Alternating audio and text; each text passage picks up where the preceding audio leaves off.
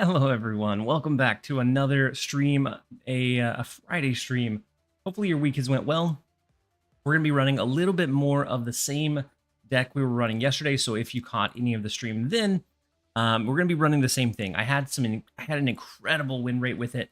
It was in the high 80s over 30 something games, mostly non-bot, and so we're going to continue using that to see if we're able to finish off our grind or our climb here. And so as everyone's filtering in, hopefully you all are having a great Friday and you're looking forward to the weekend. And then Nick, the Greek Geek, welcome back, good sir. I've not caught one of your streams in forever and a day. Welcome in, Nick. Hopefully you're having a good day so far. Hopefully you had some happy holidays. It was a while. There was a pretty big gap between when I was streaming. Just with the holidays and the extra like travel and traffic and like Snap being in kind of an odd spot, I just haven't streamed a whole lot, but I'm glad to be able to be back. How about that Thor hammer redeem? Oh, has it been that long, Nick? If so, that's longer than like 2 or 3 weeks, that gap between when I streamed. I still giggle about the Thor hammer redeem. I don't have it set up on this PC though. Not to say it won't ever happen in the future.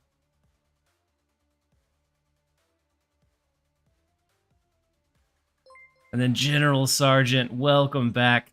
Glad to see you again. I'm glad to see you. Hopefully all has been going well. How were your holidays? Both Christmas and New Year. I've been back since you just usually stream earlier than than your lazy butt is available. Yeah, so my daughter has been going to bed later and later and later. And so last night it was like 2, and it was like an hour before the new season of Marvel Rivals started.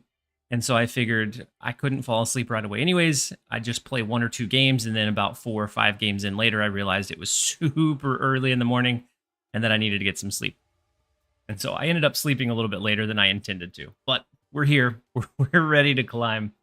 And so we're going to let everyone slowly trickle and filter in. And we'll do the ad set. Go ahead and run the set ads to disable the pre-rolls. And then we'll jump into a few games.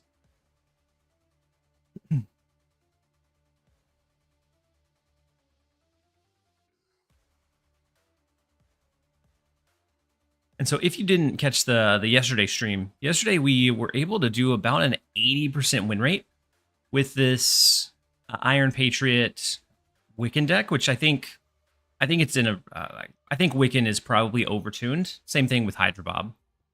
Our holiday season was a bit depressing. We had a death in the family on the 28th and are still working through the ramifications of that, but always a positive outlook on the future. I'm so sorry. When my dad passed away, it was right around the weekend, or it was right around the holidays. And so it was, this holiday season was pretty tough for me too. But it wasn't as fresh, so I know how tough that can be. Hopefully everything is okay. Hopefully you're able to work through what you need to and just spend that time with surrounded by friends and family. Today's been a struggle. I got back to 93 and just have been playing terribly. I blame being sick. Yeah, sometimes being sick, you play a little bit like almost looser. Like you're a little bit more likely to stay, or you're just not paying attention to like what the opponent's outs might be. And so sometimes I find that I do worse whenever I'm not quite feeling up to par. But let's go ahead and jump in. I'm excited to see how quickly we can finish off our infinite climb.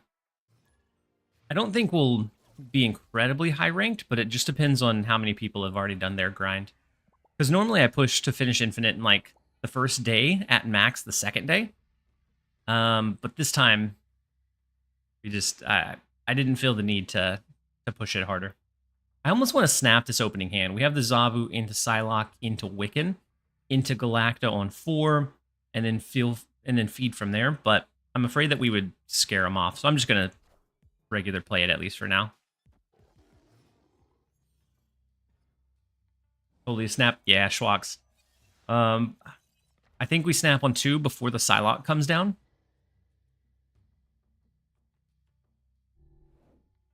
But I figured we'd give him at least 1 turn. We'll do the Psylocke. And then next turn is Wiccan and then Galacta. And then we just are able to flood from there.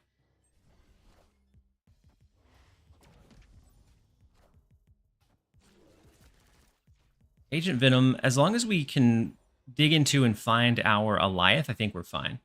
Are you going to pass on Victoria Hand? I ended up pulling Victoria Hand. I think she's a fine card. I just think...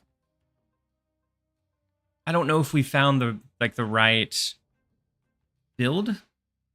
So she reminds me a lot of Scream. So where she brought that kind of move displacement deck into relevancy, but the question is the shield card generation deck good enough to be viable against, everything else that we're seeing? And I think it's a decent card. I enjoy her. I think you get good value, especially for a 2 cost. It's just a question of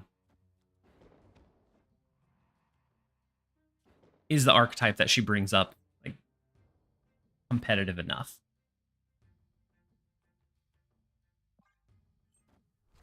So let's see. Let's see if we're able to fill this kiln location. Ooh, that Beta Ray hurts a lot. Or, I mean, the US agent hurts a lot. Woof.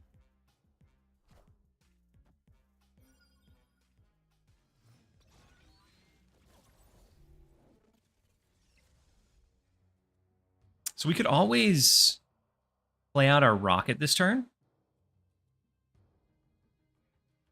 Then move it over to win this right lane. We don't have priority, so it's not going to scale. It's just going to be that kind of moving target. Oh, or we have Luke Cage. Never mind. Nah, we're fine. I think we saved the Luke Cage for the last turn, though. I'm going to go something like Beta Ray plus Rocket. And then we don't even need to move the Rocket, which I think is going to be the surprising bit. I hope you have a good stream. YOLO Potato Man, thank you so much. Thank you for being here. Hopefully you're having a great one. So let's see. Their Havoc will scale by 8, which is pretty big. We know they have the Kitty Pryde.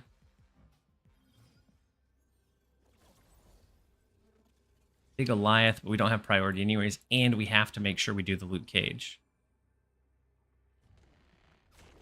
Is this enough? 3-6 brings us up to 17. They go up to a minimum of 13.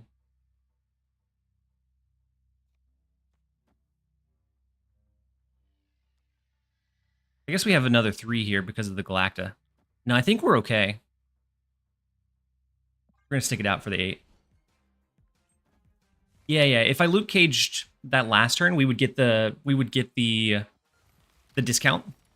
But what I was thinking was the Luke Cage could be enough of a surprise factor to maybe give us the win. But it looks like we should have focused on that left lane. Oh no. We should have just went in the left lane and we would have been fine. Oh gosh. What a bad start. I wanted to save the Luke Cage so that I could maybe convince them to stay or even snap back. But I just invested in the wrong lane. Should have just kept it here. Would have been an easy win. Well, not a good start. That's all right. We can get it back. Snap is all about those 50-50s now. I mean, for that one, I think we could have anticipated it. I don't think it was quite a 50-50. I think we could have anticipated that the opponent would play heavily into the Luke Cage or into the Beta Ray lane in case we drew the hammer to try to make sure that they overpower that amount of power too. But I do agree that a lot of the snap outcomes between either locations or certain archetypes or certain cards, there has been a lot more like 50-50 feel. They were convinced they had, right? So they went hard into the strongest lane. Yeah, and I think we probably could have read that had we played it a little bit better. And so I don't think it was exactly 50-50, but I think it was just a loose play on our end. All right, let's go Iron Patriot left. Next turn, we could go Psylocke Hydra Bob. Now, do they try to keep us from being able to win out? Oh, wow. Do they try and keep us from being able to discount ours? We could do this, and we would be able to overpower what they have in this lane if they didn't play another card there. Or we can do this to protect this Weird World lane. Give us the discount on Sandman. Losing helps us learn what we could do better next time. Yeah. Yeah, I think there's a lot to learn from losses. I don't think it's... We could have competed for this lane, but... Okay. Yeah, I think there's a lot to learn from losses. It's just whenever a loss is completely, like, unavoidable, that it sometimes becomes frustrating. But that one was definitely avoidable. We could have played around it better. All right, if we do Galacta plus Sandman, kind of slow them down a bit.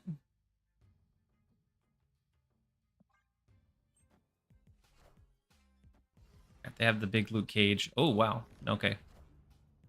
Sandman over here is not gonna be doing a whole lot, unfortunately.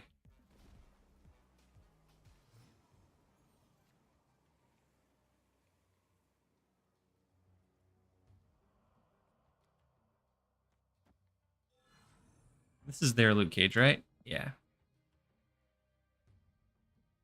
All right, let's try for an anti-venom. They may have us too in that left lane. Bob is gonna jump. Bob could jump if they snap, because we snapped the first turn and he jumped over into mid.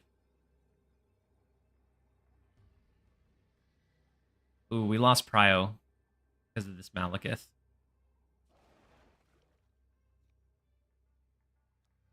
So our Goliath is no longer great. Otherwise, we might be able to push here, but I think as is. If they get an Ajax up, it's pretty bad for us. Unfortunately, we're going to give them this one.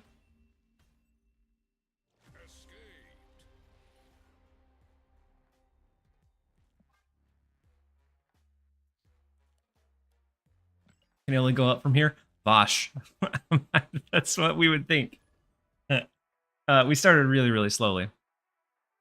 But we just had to create a good story where we drop down and then we climb our way back out of the pits. And then Josie, hey, glad to see you back. Hope you're doing good. I've been enjoying Iron Patriot and Victoria Hand with Wiccan. You can check the deck in the Alliance. Perfect, Josie. I've been enjoying Victoria Hand a decent amount. It's just I felt like sometimes I was outpowered because with that you typically completely cut most of your like tech stuff. And I'll check out your version here in a bit. Spotting them 9 Qs before cranking it up. Yeah, that's all we're doing. We're being a good competitor. Let's go Kate Bishop. Having the Rocket Raccoon in like eventually get pulled over into the Great Web is pretty nice. Then we can just move it out after the fact.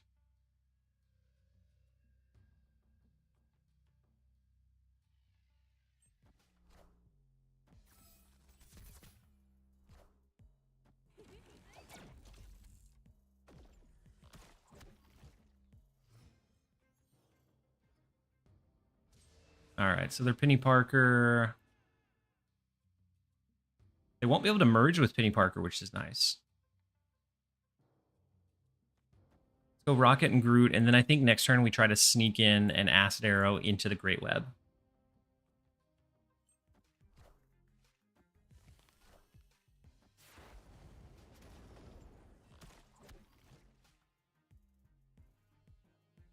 Funny username, especially since it's Agent Jim. Yeah, it's a really nice Office reference.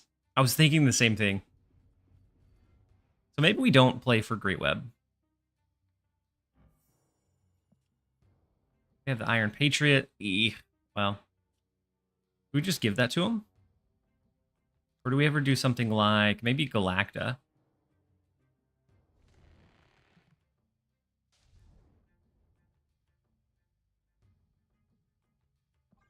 Let's do Galacta.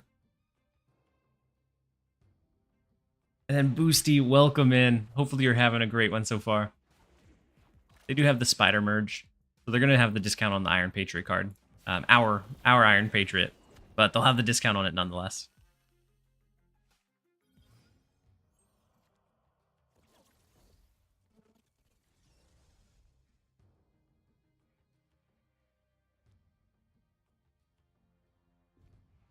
Maybe we go Wiccan, Acid Arrow.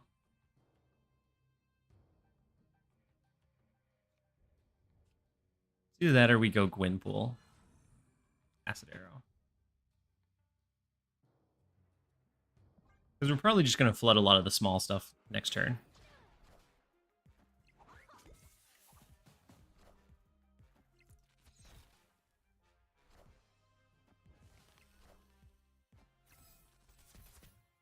And hopefully one of their cards gets pulled into mid. That would help us out a lot. Because then we know a very finite amount of if we're going to be able to win it or not. We could go Goliath. That's only 9. This would give us the win here. And we don't have anything pulled over. Then we could do this. The only problem is they could shift their Rocket and Groot over into nowhere. What if we did this? 3. Shift the Rocket and Groot. The Psylocke, we do Zabu, Daredevil. Just in case they move Rocket and Groot over. We're going to play it a little bit slower until we start finding some wins. That way we don't bleed too many big cube games. But I think we have this one on. I think we have this one handled.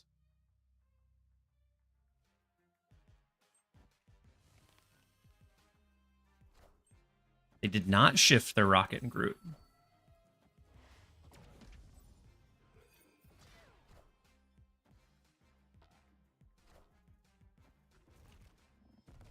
Ooh, that's a big gore.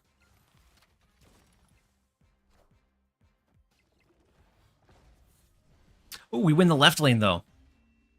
We lose the right, which I thought was a sure thing, and we win the left in Necrotia. Mainly because of Necrotia afflicting them with all of that negativity. Oof. A lot closer than I think it should be. But we will take a win where we can. We needed our first win.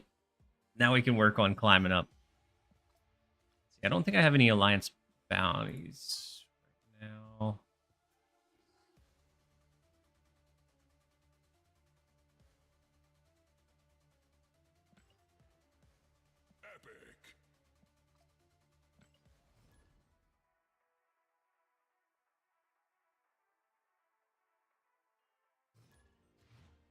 JF, yeah, it was it's a very close one. Yesterday we were absolutely steamrolling people. But, rest in peace, Wiccan. But it was also the featured location, so maybe fewer people were playing, and maybe they were experimenting a bit. I think it makes sense.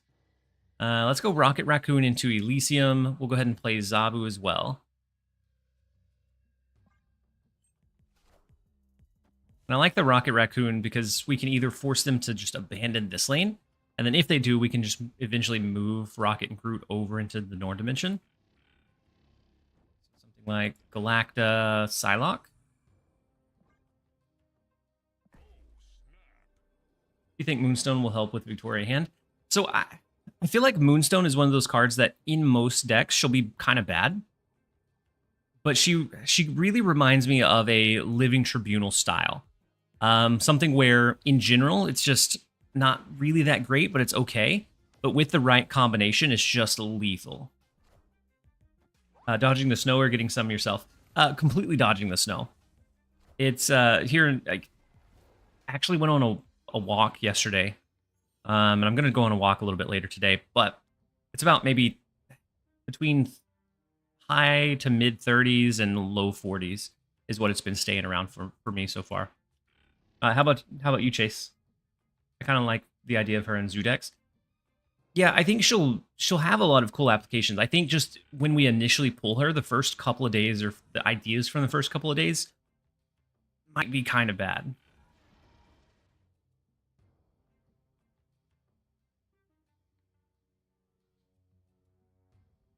I'm actually going to go Jin in the left. Excuse me. I'm going to go Jin in the left lane to keep a little bit of space open in the Nord dimension if we need to fight for that lane. And then Poens alone. Thank you so much for the 3 months at tier 1. Very much appreciate the support and appreciate having you here. Hopefully you're having a great week so far. Hopefully your holidays were great as well.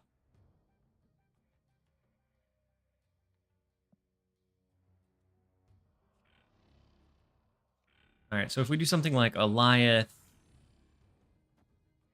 Kate Bishop, and then go ahead and go with a Jin again in the left, I think we'll be fine. Do you think we found the top decks for hand yet? I don't know if we found like the perfect hand. I think a lot of them still might be leaning a little bit too greedy to try to get full value out of Victoria hand, but she's a 2-cost card, so really all you need to impact is maybe 2 to 3 to make her better than most other 2-cost cards.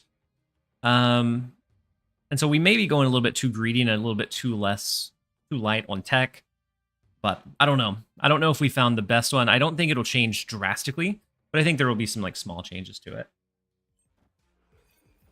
Snow and ice a little later, coming to Central North Carolina. So we'll see how it all fares. Hopefully, make sure you stay safe. I know that you guys get a little bit more cold weather normally than what I do, so you guys are probably a bit more used to... Oh, we should have saved the Eliath for the left lane on the last turn to cancel out the Eternals arc. Oh, never mind. Never mind. We smacked their brood, and so it couldn't expand like it needed to. And then Zol Bug Buddy, thank you so much for the Prime resub for 6 months. Very much appreciate having you here. Hopefully you're having a great one. Let's go Wiccan, Maria Hill. I'm actually going to let the Maria Hill get buffed rather than the Wiccan, just in case they had a rogue like Shang-Chi, but... You're sleeping on Moonstone? It's in the dreaded Cerebro 6 deck. I mean, I feel like you're saying that as a joke,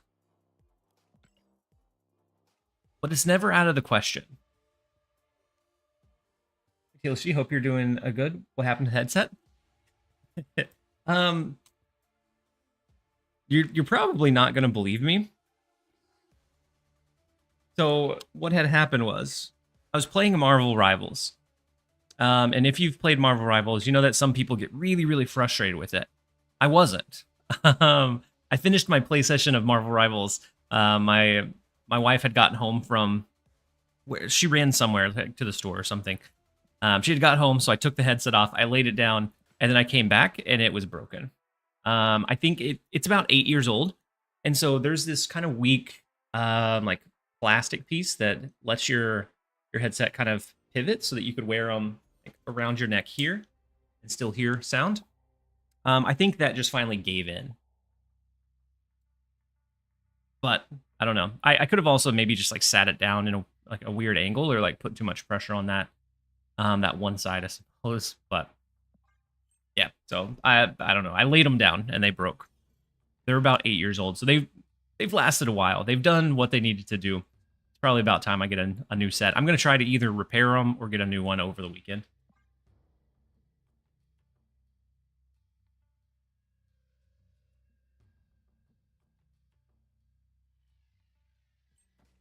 Yeah, the wire could have got caught by the chair like when I turned and like made it twist weird.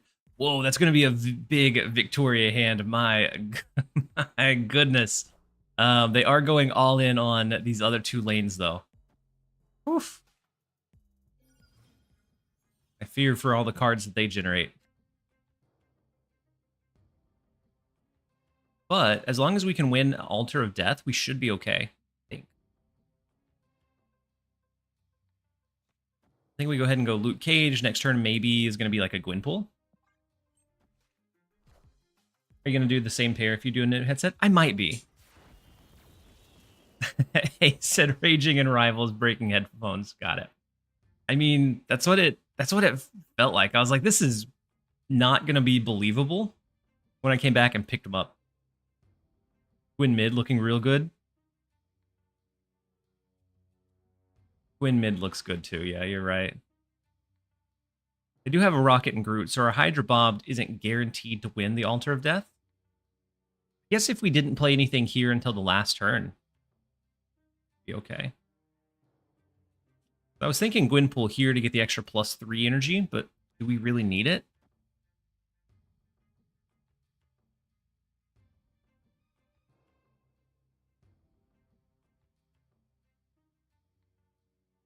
We do this and then snap. Thanos mid now? Wait, why would we do Thanos mid? Snap Bob? We can snap Bob next turn.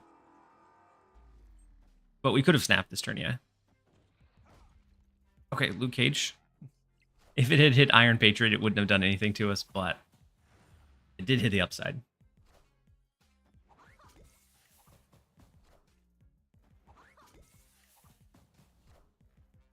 Is it going to be 20 power Thanos? It is. You called it, monkey. We could do a Rocket and Groot of our own. If we had the space, I should have listened to you guys. If we had snapped last turn, we could have done Thanos plus Rocket. Oh, well.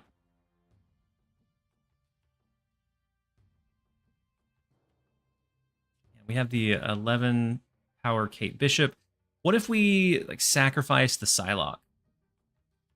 We can still snap. Next turn would be 6 plus the 2 from Altar of Death. So we can do both Alioth and Thanos next turn.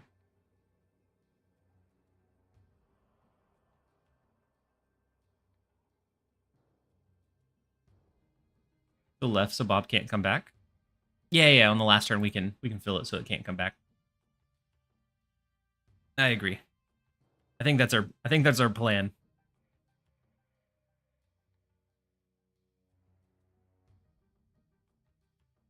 That is such a big Thanos. And the good thing about Victoria Hand is she's not going to buff herself. And I don't know if they were thinking that it was going to be like an ongoing that buffed itself or not, but ooh, we get a scaling Rocket and Groot here, which is going to be nice.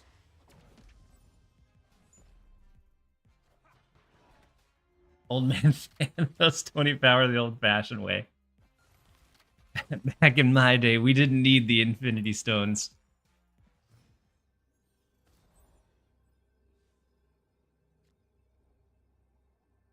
All right, and with the Rocket and Groot move, then Thanos Alioth? Unless they somehow change this right lane. If we played Galacta over there, I think that would be throwing. Ooh, I need to turn off the one for Watchers. They played Victoria, but no hand creation. Yeah. Yeah, I feel like even if they do change this one, they can win Altar of Death. That's fine. We would win the left lane. Oh, we would destroy first. That's true. Let's go ahead and lock in the massive 35 power left lane. Kalisto, thank you so much for the Prime sub. Welcome back. Hopefully you had some good holidays. I'm glad to see you. We'll take the 2 cubes. We're on our way back up. We lost that nasty 8, but it's not going to break our stride. We're almost done with our weeklies as well. And then once we hit infinite, I think I'll probably do at least a Victoria hand deck for a little bit to finish off that mission as well. And then Cybates, thanks so much for the Prime sub. Also, very much appreciate having you here. Hopefully you're having a good one.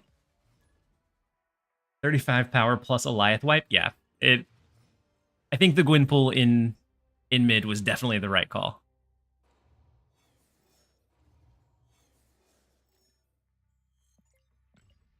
Ooh, I think we have a bot.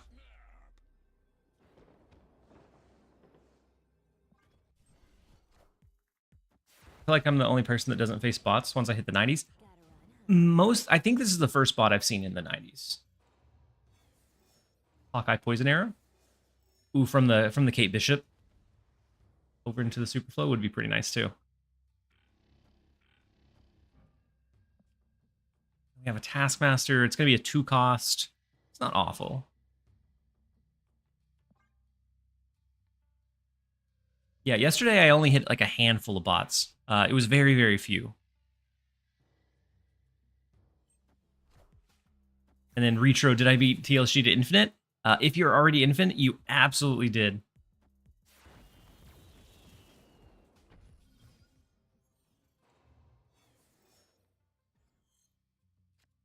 I've been trying to make an Iron Patriot deck with hand in it.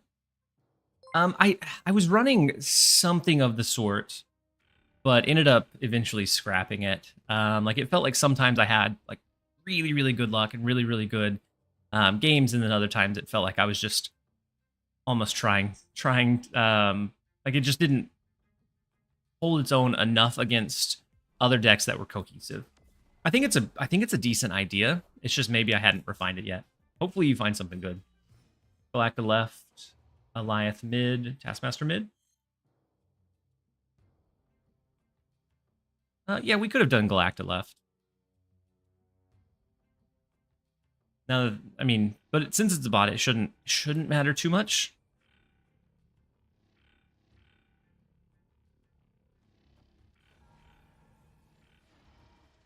But I think with the Gwynpool, if we can get a couple of hits on Goliath, then we do Goliath on 5. We do Taskmaster on 6. We take it. And then Swanky Professor, thank you so much for resubbing for 6 months at Tier 1. Very much appreciate you. Hopefully you're having a fantastic day. Hopefully you had some really good holidays as well.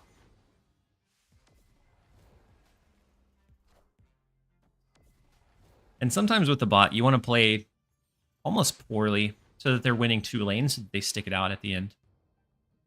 I'm not sure that's going to be the case here, though.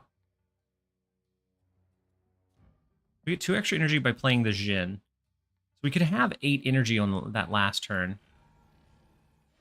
I almost want to look like we're throwing and just do Jhin to the right. So we can trick them with like an Goliath Taskmaster last turn. I wouldn't do this against a human player, but against a bot, I think we're going to see if we can convince them to stay. And then Retro, you said Doom carried you through the 90s? I've seen Doom be either really good or really bad against certain counter matches. All right, so we'll do the Goliath. We'll let it scale up from the Galacta, and then we'll do Taskmaster. And by allowing them to win, I guess, well, they've only won 1 lane, so they may not stay here. This is about having alliance? No.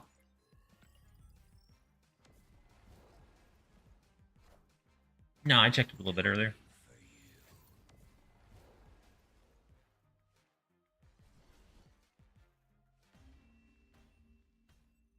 And then the Phantom Crew, you said, well, thanks. Oh, for the for the Poison Arrow? Or for them playing into the Superflow? The game had pity that we lost a big 8-cuber right off the rip. And so it gave us a pity bot, I think. Is that the tell now? Allianceless bot? A lot of times that's the tell, yeah.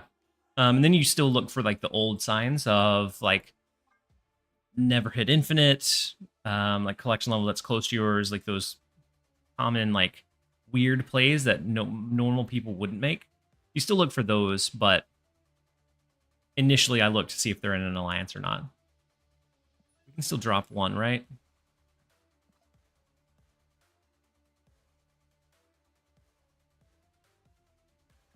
We're going to cycle through this one. Oh, wow. If I was just grinding and climbing, it's not bad. Having both of these that you can grab together is not bad at all. But we're not running anything that can achieve any of those. Some bots haven't hit infinite. That's true. But initially I look to see if they've had a max rank of like 75, and they're not an alliance, and their avatar is still pretty basic, and they're running a deck that is pretty standard for like a known bot deck. Like those are all like small like hints for me. All right, I think we snap here on turn 2.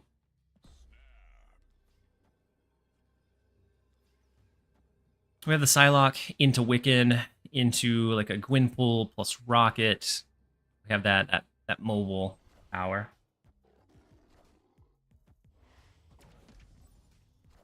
Playing to Superflow with their first card. Yeah, that's another small clue.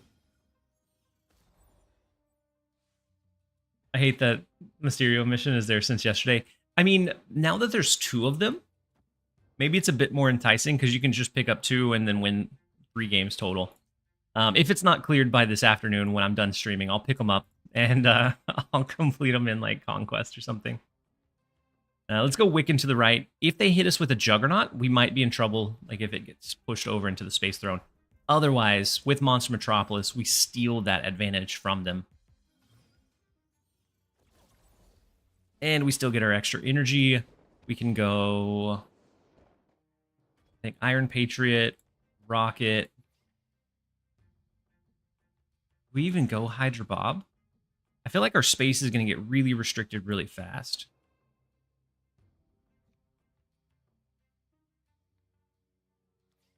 I think we're going to save the Hydra Bob, and we'll throw Gwynpool on like Hydra Bob, Iron Patriot generated card, and then whatever else. Hold Bob for the Gwyn buffs? Yeah. I agree. Ooh. I keep forgetting. I need to turn off the bot timer for Watchers of the Realm, which was our sponsored segment for yesterday. There we go. And then Hydra King, welcome in. Hopefully you're having a great one. So we're low on space, and we end up getting a Scarlet Spider. All right, let's go Gwynpool. Go ahead and go Luke Cage. So Rocket's not going to scale here. But by playing the Luke Cage, we can guarantee that all of the buffs hit on one of these 2, giving us maybe a higher impact card in the Space Throne. Organic, you said GG, I was Mac and Cheeks. Played it for you on Sinister, and then drew no hand gen cards. I'm not gonna lie, I was a little bit afraid when you smacked down 4 Victoria hands. And then we were able to kind of find our way into and that third location was also rough for you, having committed to like losing a lane, and then the Altar of Death was rough, but very good game. I think hopefully we run into you again sometime soon, because it's always a good match when we do. So Scarlet Spider's our highest. We could move the Rocket, do Alioth right. Oh, they have Vision, which is only going to be 8, so we still win mid off of it. But if they move it left and they do something bigger than 9 here, then we'd be in trouble. And then Batman, welcome in. Hopefully you've finished saving Gotham, cleaned up the crime there. You said, what is Luke Cage for in this deck?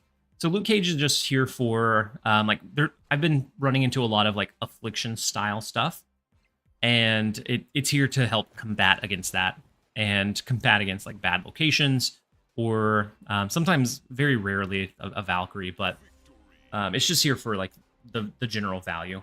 You could do another 3-cost card or like a 3-cost tech. So like if you're running into more discard, you could do Red Guardian, and it would be just as good. But I found that there's been a creeping amount of just general affliction between like Lasher and Ajax and just all of the cards that I've been seeing pretty commonly. That I'm gonna go ahead and pick these up and clear them for everyone else. Oof. Someone runs a destroy deck. I'll have a lot of points. And then the Viper Hood one, that's not a bad one. It's pretty cohesive. Like this Mysterio Nova isn't really a super common combo though.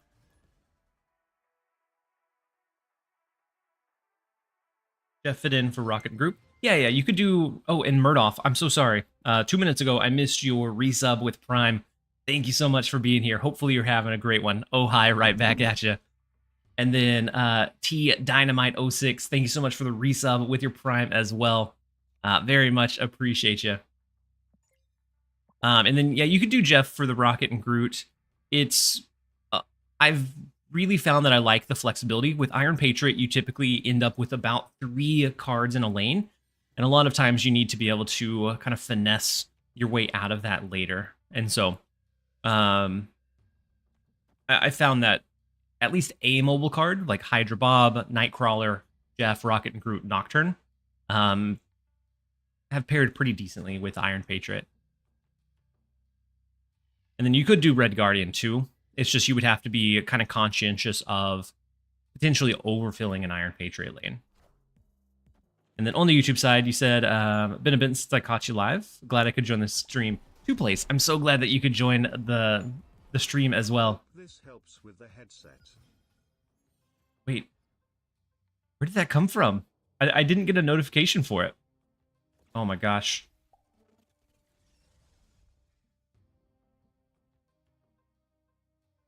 Why didn't I get a notification? I heard it.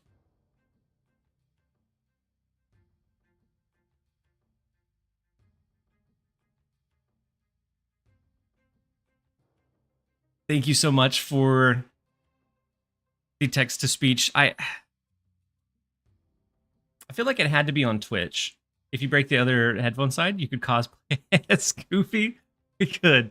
Just I have duct tape on it. I thought that was gonna fix, but I'm gonna work on a replacement this weekend. Let's go ahead and go Luke Cage. And then thank you so much for the support. I'm sure that it will help towards getting another headset. I'm gonna work on getting one over the weekend. I don't know if I'm gonna go with the same one or if I go with a different brand. Maybe if I refresh here. No.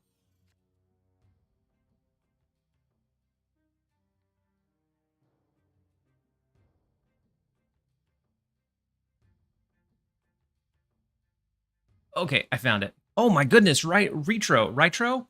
Oh my goodness, I just found the tip that that absolutely clears an entire headset. So I will be purchasing one. Thank you so much, Retro, for the massive $100 tip. My goodness, it's huge. It was from YouTube because it showed a dollar amount. Gotcha. I found it on my stream elements. For whatever reason, it didn't pop up in the chat there, but I found it within the stream elements. That is so much support. I appreciate it so very much. I'll pick one out over the weekend. That way on Monday, whenever I stream again, we'll have it ready to go. Don't replace it. It's fantastic chat engagement. It's like a little bit lopsided too. It's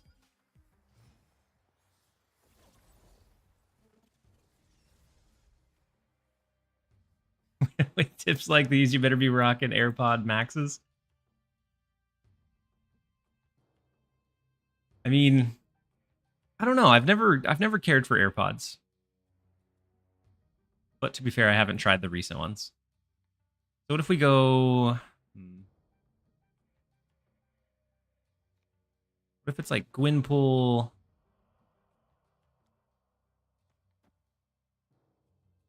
Hydra Bob... No. We could go... Let's see. Galacta... Psylocke, Hydra Bob, Snap. We move the Hydra Bob out. Oh, this is Rocket and Groot.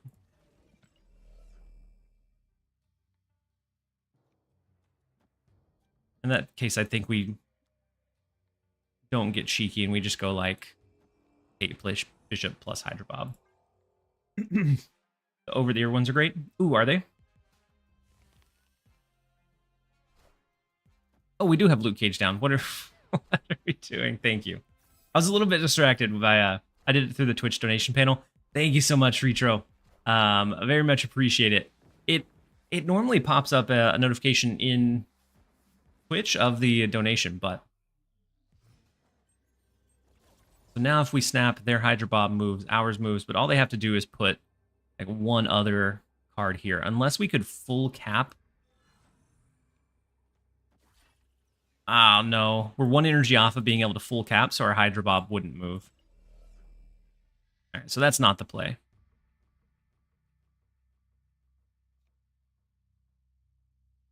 They have Captain Marvel that can move out of this lane.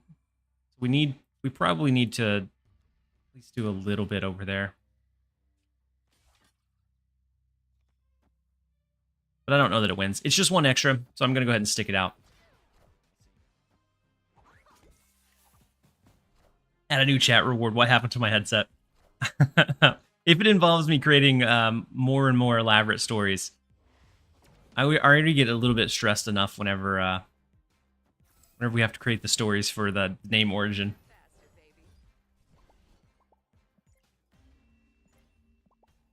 All right, so we were able to dodge the Shang-Chi just barely, but we'll gladly take it. I don't know when we got back up to 93, but we're climbing right on up now. And then Viper Lash, very, very good game. I was worried about that mid lane, and I wasn't sure that we had it. Honestly, if there was a snap, I think I would have retreated. His wife came home and he slammed it on the table. I mean, you took a few pieces of the story. I'm not sure it's 100% the accurate truth, but my wife did come home.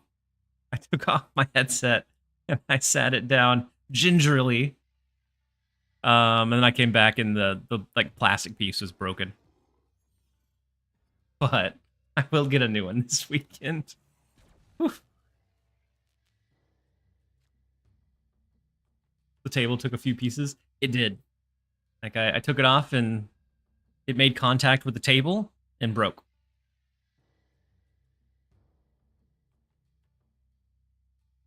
We're reverse and it broke.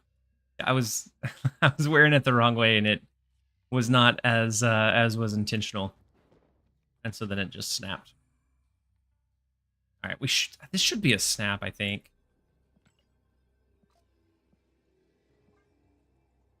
We have Galacta down on 2. We have big Iron Patriot followed by the Hydro Bob.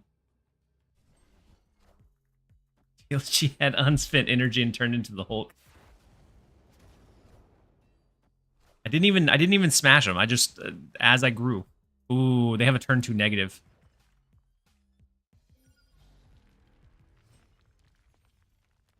We have to rely on an Alioth to save us on like the last turn now. But in general,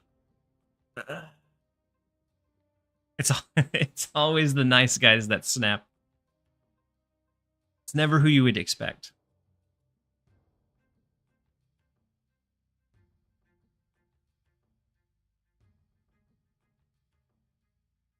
But we have Wiccan. We really need the Alioth, though. I finally found the name origin in yesterday's VOD.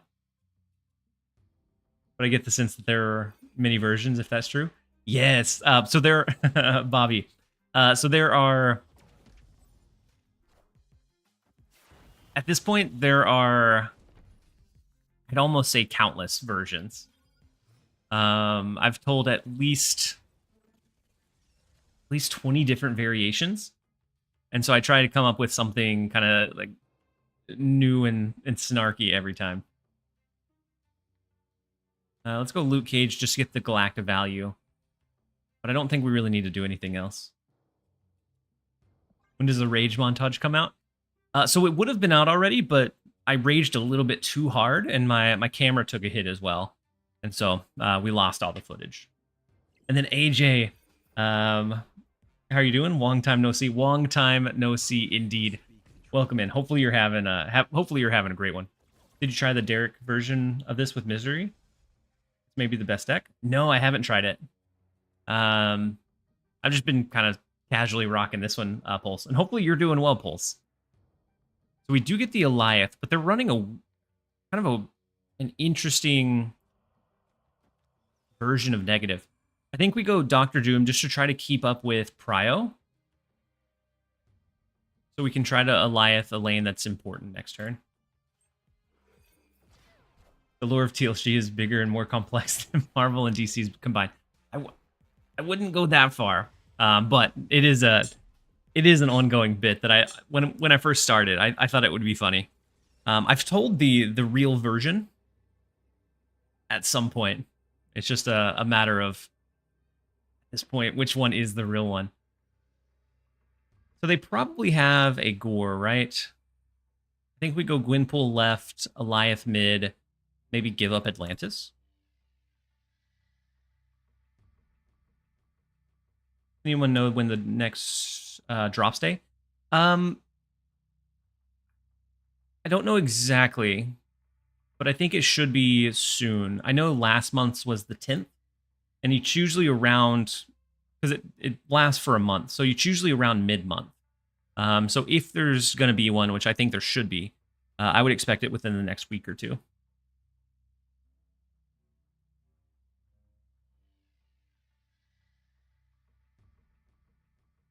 And then Roram, welcome in. It's been going well. The holidays were super busy. They were pretty. Like I traveled. I wanted to make sure that I was present to be with friends and family, and so I didn't force content as well because I wanted to make sure I wasn't pushing myself to the point where I might end up getting burnt out again. And so I wanted to take a step back to really enjoy the holidays and was releasing a few videos here and there. I just wasn't able to do the streams, but I'm glad to be back. Hopefully everything's been going well for you as well. I think it starts Monday. Have they announced it somewhere? Or the 20th? Let me check the dashboard, see if maybe it's there, because sometimes it's linked there before they make an official announcement.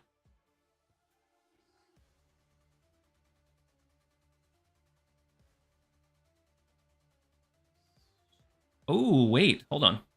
Just so that you guys know that where I found it, and you don't think I'm lying. It should be the 14th.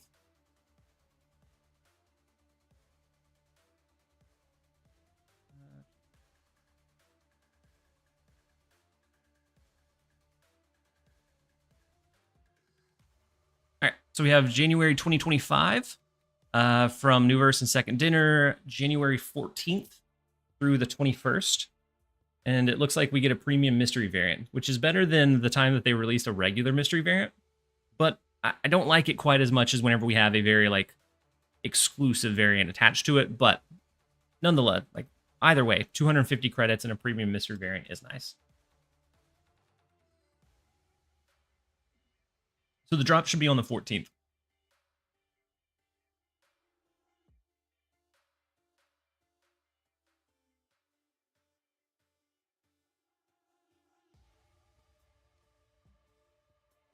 Only TLSG takes the time to read a 10-minute old comment. I do. I do read the 10-minute old comments. So sometimes I miss the YouTube side because it's a little bit slower. And so sometimes I miss it and then catch back up on it later. Oh my goodness, I made the Twitch chat super big on accident when I zoomed in for the other one. Oh my goodness, I can't handle that. I wouldn't be able to read anything.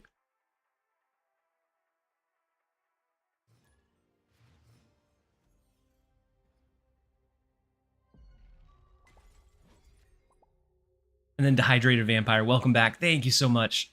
And then Ace said the melancholy demise of TLSG's headphones for 8 long years. The headphones have been its they have. Through travel, through work, they've been the constant companion. They've went with me everywhere.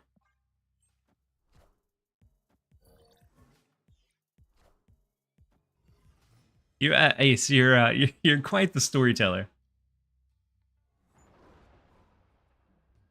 They promise to fix someday. Yeah. I don't know that there's any fix in these. And with Retro's massive donation, I'm gonna buy a new pair. I feel like it's probably time. Let's go Kate Bishop. We can get a lot of benefit in Panopticon.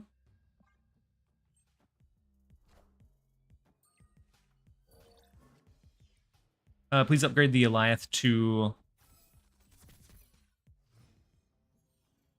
wait, you said combine both chats? I know that, Pulse Glazer, it held your message, but I was able to see it anyways. I know that it can, but if it pushes it forward, I know that that's not, that's against terms of service on Twitch. But if it's just where I read it, then maybe it's something that I look at. Because right now I have like two windows, like kind of side by side, one with the YouTube chat, and then the bigger one is the Twitch chat. StreamerBot. Yeah, you did. You put streamer.bot. And so we'll make sure to memorialize these somehow. Like you can tell how long I've used them. Like the actual like black sleek plastic looking piece has worn off from so much wear. And the earphone piece actually had that kind of like almost like a leathery cover as well, and that entirely wore off years ago. All right, let's go Gwynpool.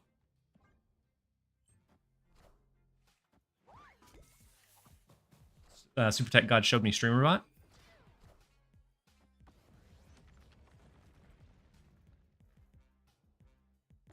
And so I'll check it out to see if it's a little bit more convenient. What card are you looking forward to the most? I don't know. There's a lot of good ones coming up this season. I think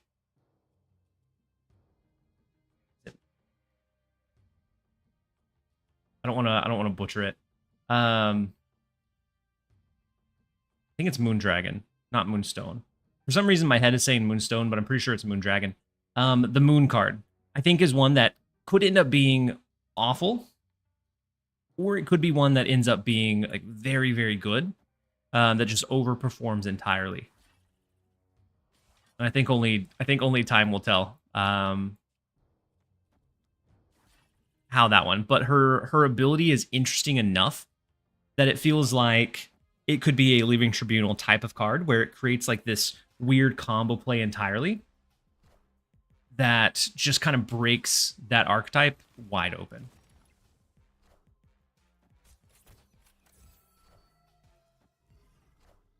And then AJ, I'll read your comment once. Moonstone, not Moondragon. Oh my goodness, I don't know. Maybe my head thought Moondragon was cooler. I don't know. All right, so Silk over in the left lane is big. It gives us. Oh wait, no. They shifted it on us. So Silk in the right lane would be big.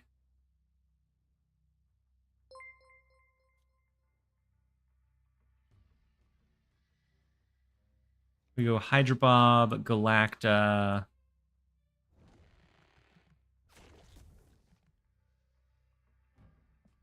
And then move the rocket mid. I'm not sure if it's enough. I think we need additional in Panopticon.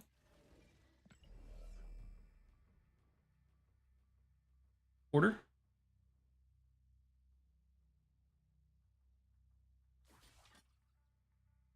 Let's go with Galacta, Silk, Hydra Bob, and then we'll leave the rocket. That allows us to kind of fight for this left lane, and the right lane will give up mid. And then Nick the Greek Geek, thank you so much for the Prime resub for 3 months. Very much appreciate having you here. And so we dodge the Shang-Chi. They go mid, but this deck it intentionally tries to keep things below that Shang-Chi range for the most part, so that we can avoid like a Shang-Chi for them in most games. We'll take the 2. Let's go ahead and jump over. And then AJ, you said I love when things age, just like the headset. It has so many stories. Yeah, me too. Because then you can kind of look back. Like I bought this whenever I was first trying to make a YouTube channel happen, like 8-9 years ago, and I didn't really have a whole lot of just extra money to spend, but I bought a mic and I bought a headset so that I could like really like focus in, because my content was on VR games whenever that first came around, and so I bought this, and then whenever I quit that, because it did okay, but it didn't take off where it was. I was putting much more work into it than what I was getting out of it, and so I eventually stopped doing that. But the headset kind of came with me through a lot of different like trials and tribulation. All the years of sweat degrading the plastic. Yeah, especially with VR. There was a lot of sweat that went into it for sure.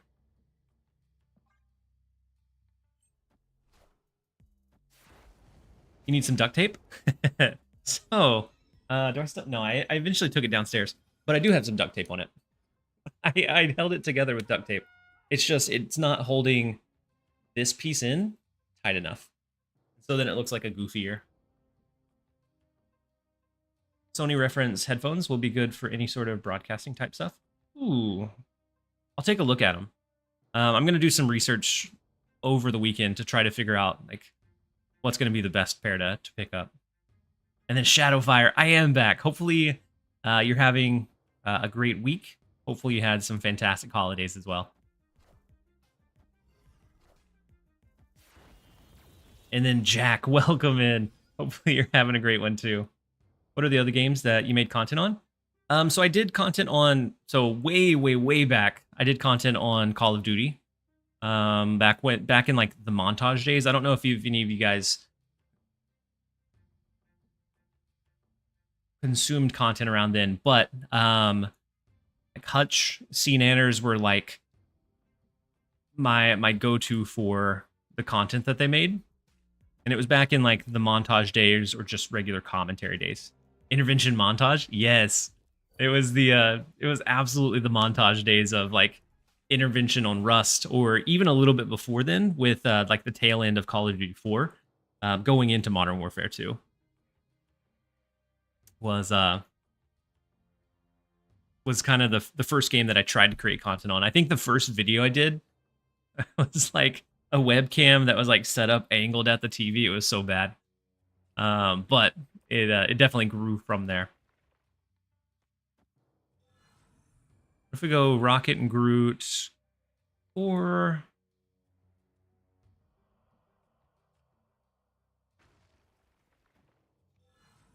yeah, we'll go Rocket and Groot, and I'll go ahead and do Thena. I don't know if it matters where we play her, but I'm gonna shoot her over to the left.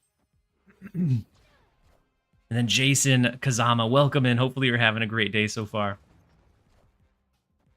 Ooh, the big Sarah. So they're looking to do like heavy counterplay. So I would expect a Shang-Chi to knock us out in Shuri's lab from this Invisible Woman. I'm also a little bit cautious of a Killmonger.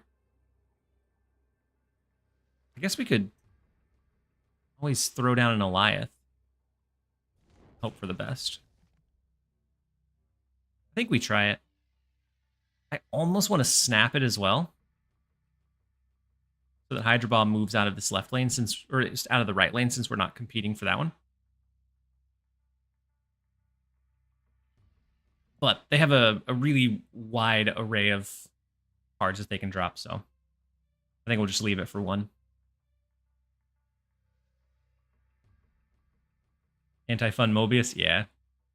Yeah, they anti-fun Mobius stuff. And the funny thing is, I don't think that deck is particularly like good. I think it's okay, but it's just sometimes it hard counters like a hand or two, or certain decks if they're like all in on the discount stuff. Ooh, they went big in Shuri's lab. I'm actually not sure if just the 18 power Alioth wins there though. They do go Killmonger, so it's the anti-fun deck. I was worried about Shadow King for a second. Just barely able to hold it down. Snap it up. I was worried about their output here. Because since they got to double all the stuff that they dropped, I wasn't sure how big it was going to get. It was really, really close, though.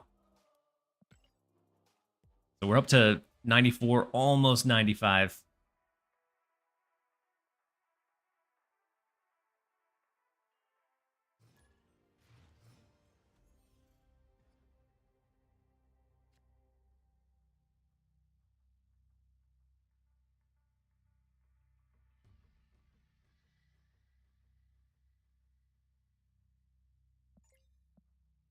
All right, let's go ahead and throw out the Maria Hill. We have Psylocke on 2, potentially Galacto on 3, which is nice. Did you make up that first 9 already? We did. And then Linsanity, welcome in. It's been a while, Linsanity. Hopefully things have been going well. I did make up the initial 9 that we just absolutely threw on the first couple of games. Had too much luck on the last few games, so I'm worried. Hopefully the luck holds until you reach infinite.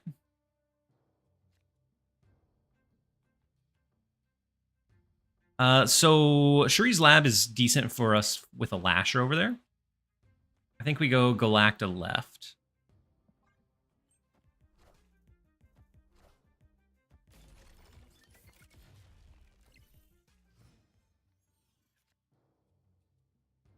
All right, let's do the Gwynpool and see what she hits. They do have Doom 2099, which is actually good for us in Shuri's Lab. It should make that one decently, I'd almost say easy to overpower. And Doom 2099, I think, is a really good card. It takes up so much board space. It's such a board hog. Ooh, but with magic, could be problematic.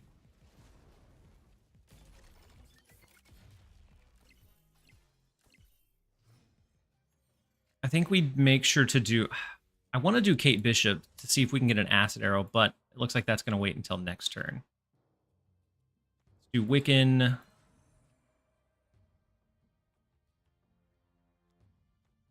going to do Wiccan, and then... No, hold on. I want to buff Zabu over in Shuri's Lab, and then we'll go with the Wiccan.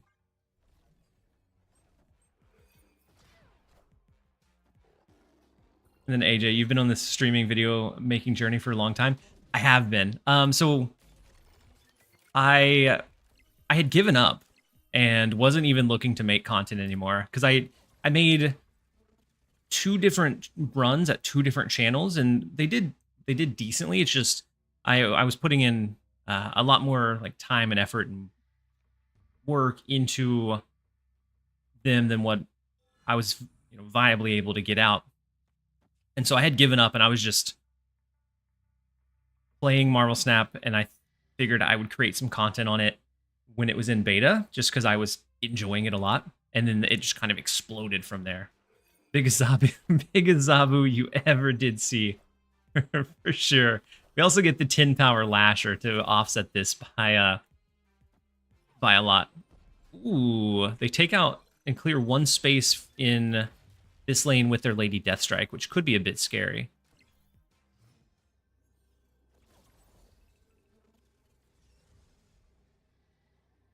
I almost want to, like... There's no way they have Shang-Chi, right? No. Lasher's gonna go hard. Lasher was gonna just absolutely decimate. Regular Doom? Yeah, regular Doom, I think, would probably be a decent play, but the bad thing is it just takes up so much space for him.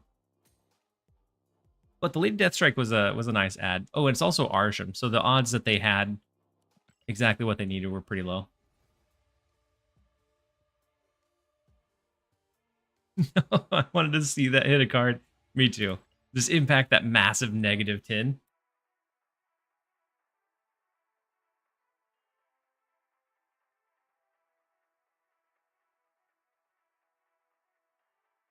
And then AJ, I'm honored for you to be here, to be part of that journey too. And so it was something that I never thought was gonna like happen. And I'd settled on it just being a little bit of a hobby for Snap, and then Snap just absolutely exploded. And then that kind of forced me to learn a lot about like the content that I wanted to make and the type of content creator that I wanted to be, and what performed pretty well. And I really learned a lot about like the YouTube game and like the Twitch game, and just being able to like promote yourself in a like a non super pushy way.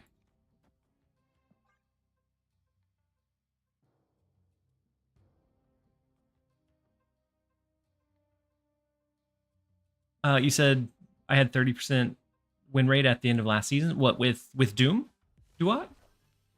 I feel like the Doom 2099, it can put out a lot of power. It's just, is that power enough to warrant losing so much space on your board? I think is the question I always end up having. All right, let's go Gwynpool.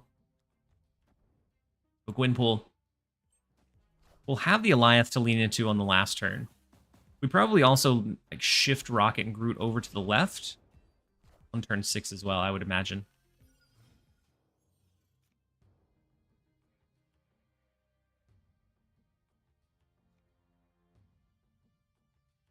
Do we try to keep their Iron Patriot card at bay? I like 29.9 in a Scream deck. Ooh, I haven't played a hybrid like that.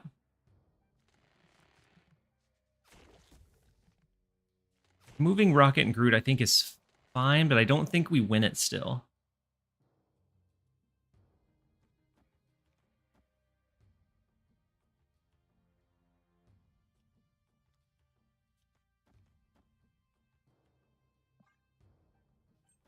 We have a massive Goliath, though. And so maybe that can help carry us in mid.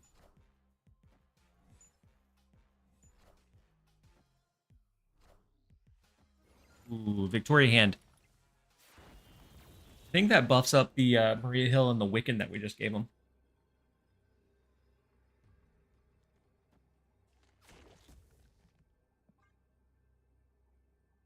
You think 29.9 is a better zoo? I think Gilgamesh Zoo still puts out like a scary amount of power. I think it's just like a different type of zoo. It very consistently does between like 20 to 30 in just about every lane. But the problem is that's the ceiling. Like, it doesn't really get much higher or bigger than that. Oh no, they went full Ascend in the left lane. Ah, rough. Well, with their Victoria Hand, they're going to have our Maria Hill. They have the Spider-Man. Oof.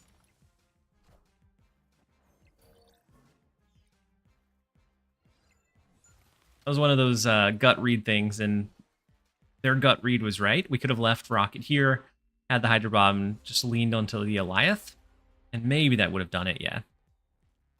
Would have been really, really close.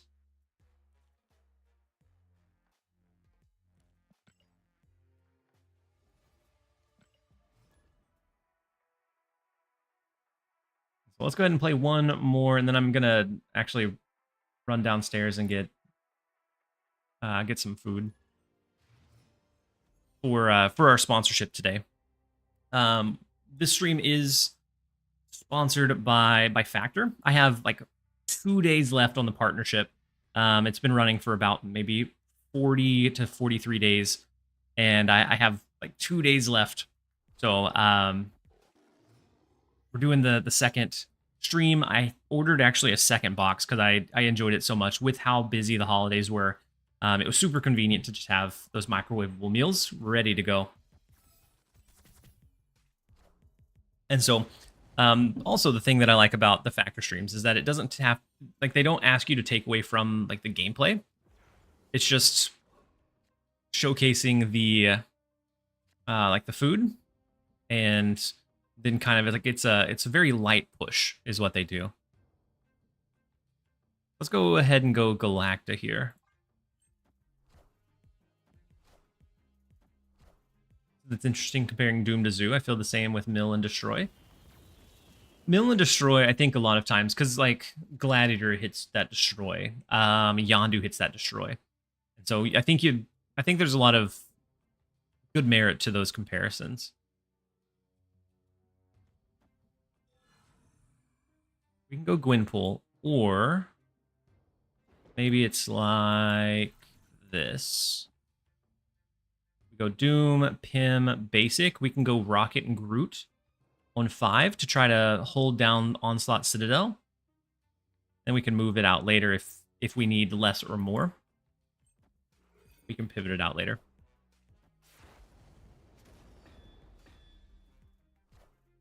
Mockingbird is pretty good for us. What a good pull. Even if we don't get the Iron Patriot discount, it's still going to be... Wow. I don't think we're getting the Iron Patriot discount. It's still going to be massive, even if we don't, though.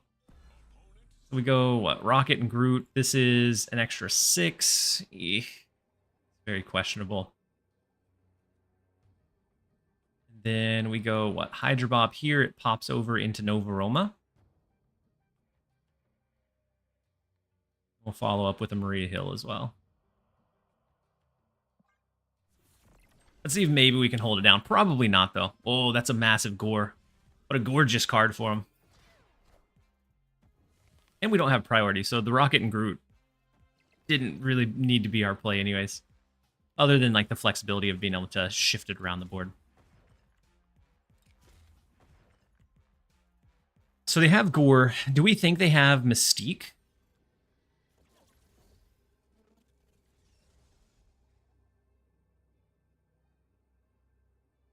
Where do they play?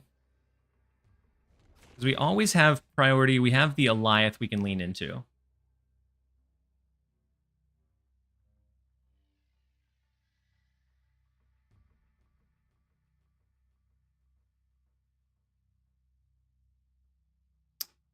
Instead of Rocket and Groot.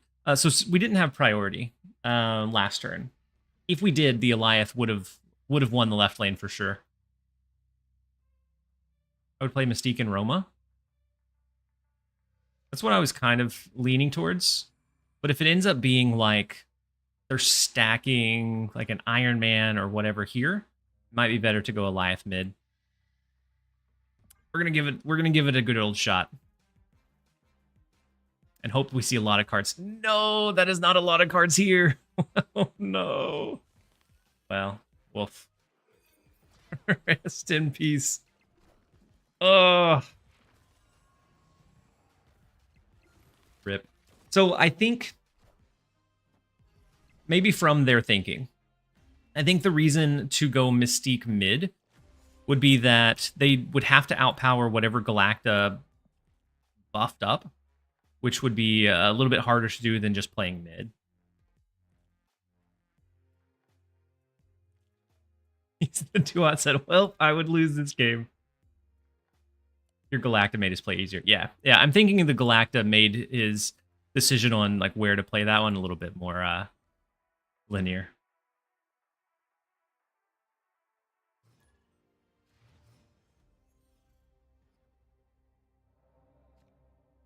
Or is a good counter to the deck. Unless you can hit the Alioth, then yeah, I would have to agree.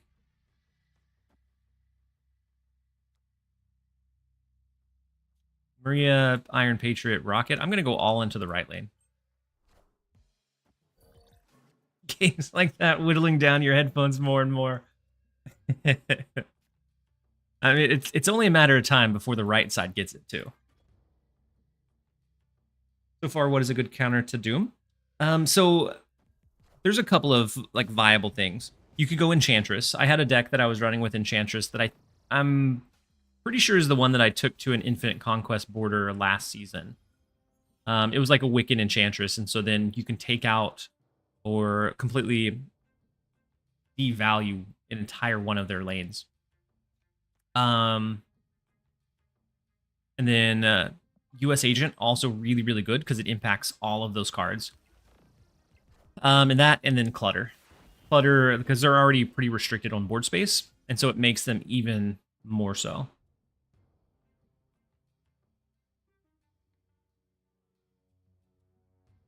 And so there's, I think there's several like viable options out there.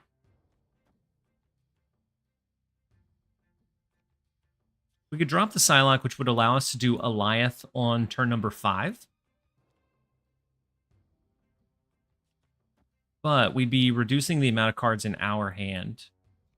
So I almost want to do like maybe Ronin.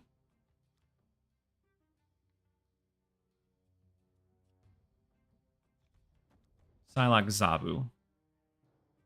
And we can see.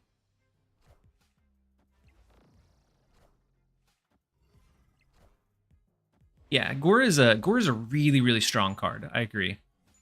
But at 6 costs, sometimes it becomes like, how worthwhile is it? You have to be able to get it, like, make it fit into the rest of your game plan pretty well.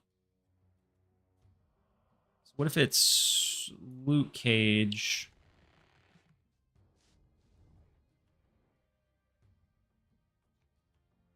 Scorpion, Hydra Bob. We can snap. We still give them the Alliance, but we should have priority. Either that or we hold the Luke. No, I don't think we hold the Luke Cage because that would help their Rocket and Groot, wouldn't it?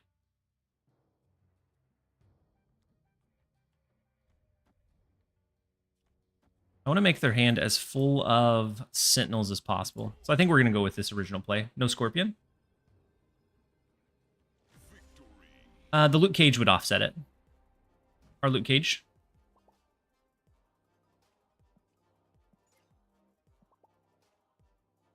I mean, okay, yeah. I think I think Sentinel is better. It's just from a value standpoint, yeah. But from the negative affliction, we would be able to offset it with the Luke Cage. But just from the extra power that we would be able to put on the board, Sentinel was better.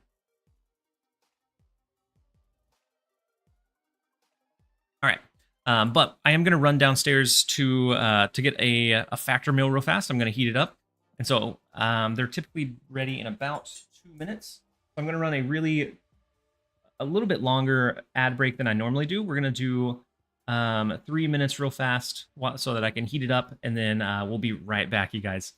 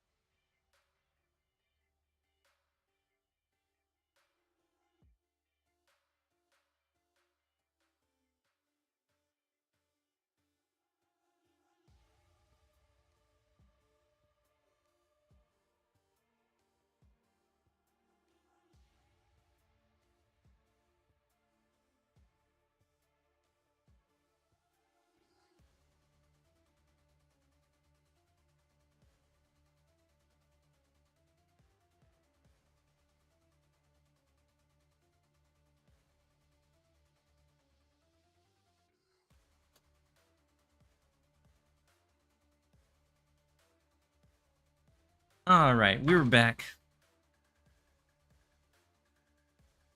3 minutes real fast. That is what she said when she was talking about Factor. I'm gonna let it cool down, and so we're gonna play a game, and then we'll jump over into the sponsor segment. And so I'll talk briefly about the meal and kind of showcase it, show it, and then we'll jump right back into playing. What's the food? So the food that I did today is a garlic and herb chicken breast. It has smoky cheddar cauliflower grits and then broccoli. And so they have a variety of like main serving dishes. They have, like shrimp, salmon, beef. Personally, I've enjoyed. I'm a chicken person, so I've enjoyed like the chicken dishes the most. I've been a little bit afraid to try the salmon, but from everybody that I've talked to that has tried it, they've enjoyed it. It's just I've never tried salmon before. I've always been too afraid. I bought it one time to try and prepare, and then I didn't know how to cook it well, and so I chickened out. But once it cools down, I'll show the food. It looks really, really good, and I've done the Factor sponsorship a few different times, and I'm always so excited to be able to get these because they make really convenient lunches, or just sometimes dinners whenever you're just a little bit like maybe you're crunched for time, or you have a lot going on that day, or you don't really know what to cook. It's easy to pop in the microwave. It's about most of the time they're between like 5 and 700 calories for a pretty macro balanced meal that is also really tasty as well. And they're fresh foods. And so even though it's microwavable, it's like fresh chicken, fresh broccoli. They only stay good for about a week or so. And so when you order them, kind of expect that. How much per meal? So with my code for the first box, it's depending on how big of a box. If you go with the smallest one, which is about $40 for 6 meals, it comes out to, I think it was like $6.99 per meal, and you're getting the chicken, the vegetables, and an additional side most of the time. So we have the cheap hawk. I think let's go ahead and go Luke Cage to the side. Have you tried it in the steaks? I've heard really good things about the steaks, but they're part of the gourmet plus, which is a little bit of an upcharge for like that order. And next time I do this sponsorship, I need to just bite the bullet and do it because I've heard really, really good things about them, but I haven't personally tried it yet.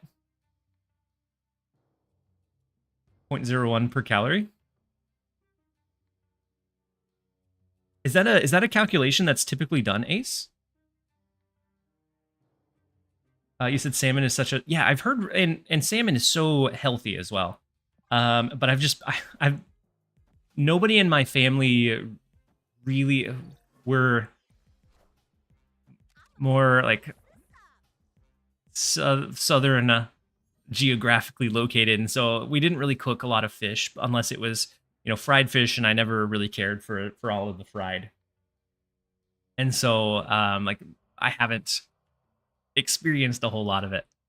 So we can go like grapple arrow Wiccan. That allows us to cap out this lane. We still have 2 spots because we can move the rocket and Groot. And then I think we can snap to move the Hydra Bob as well. We don't get the Wiccan bonus, but we will get the White Hot Room bonus, so that's fine. Go ahead and snap into it. We have Enchantress to take out Victoria Hand if we need to. Let's go ahead and see. Snap. Yeah, Captain. I agree. Apparently in Japan it's common. Oh, really? I've never heard that calculation before.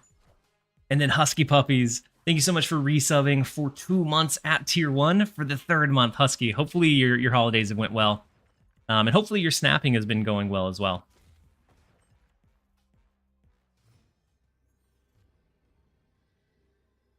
Born and raised in Washington, in my 30s, have also never tried fish. it was a it's a hard mental yeah, like I even bought it one time because you know it looks pretty appetizing.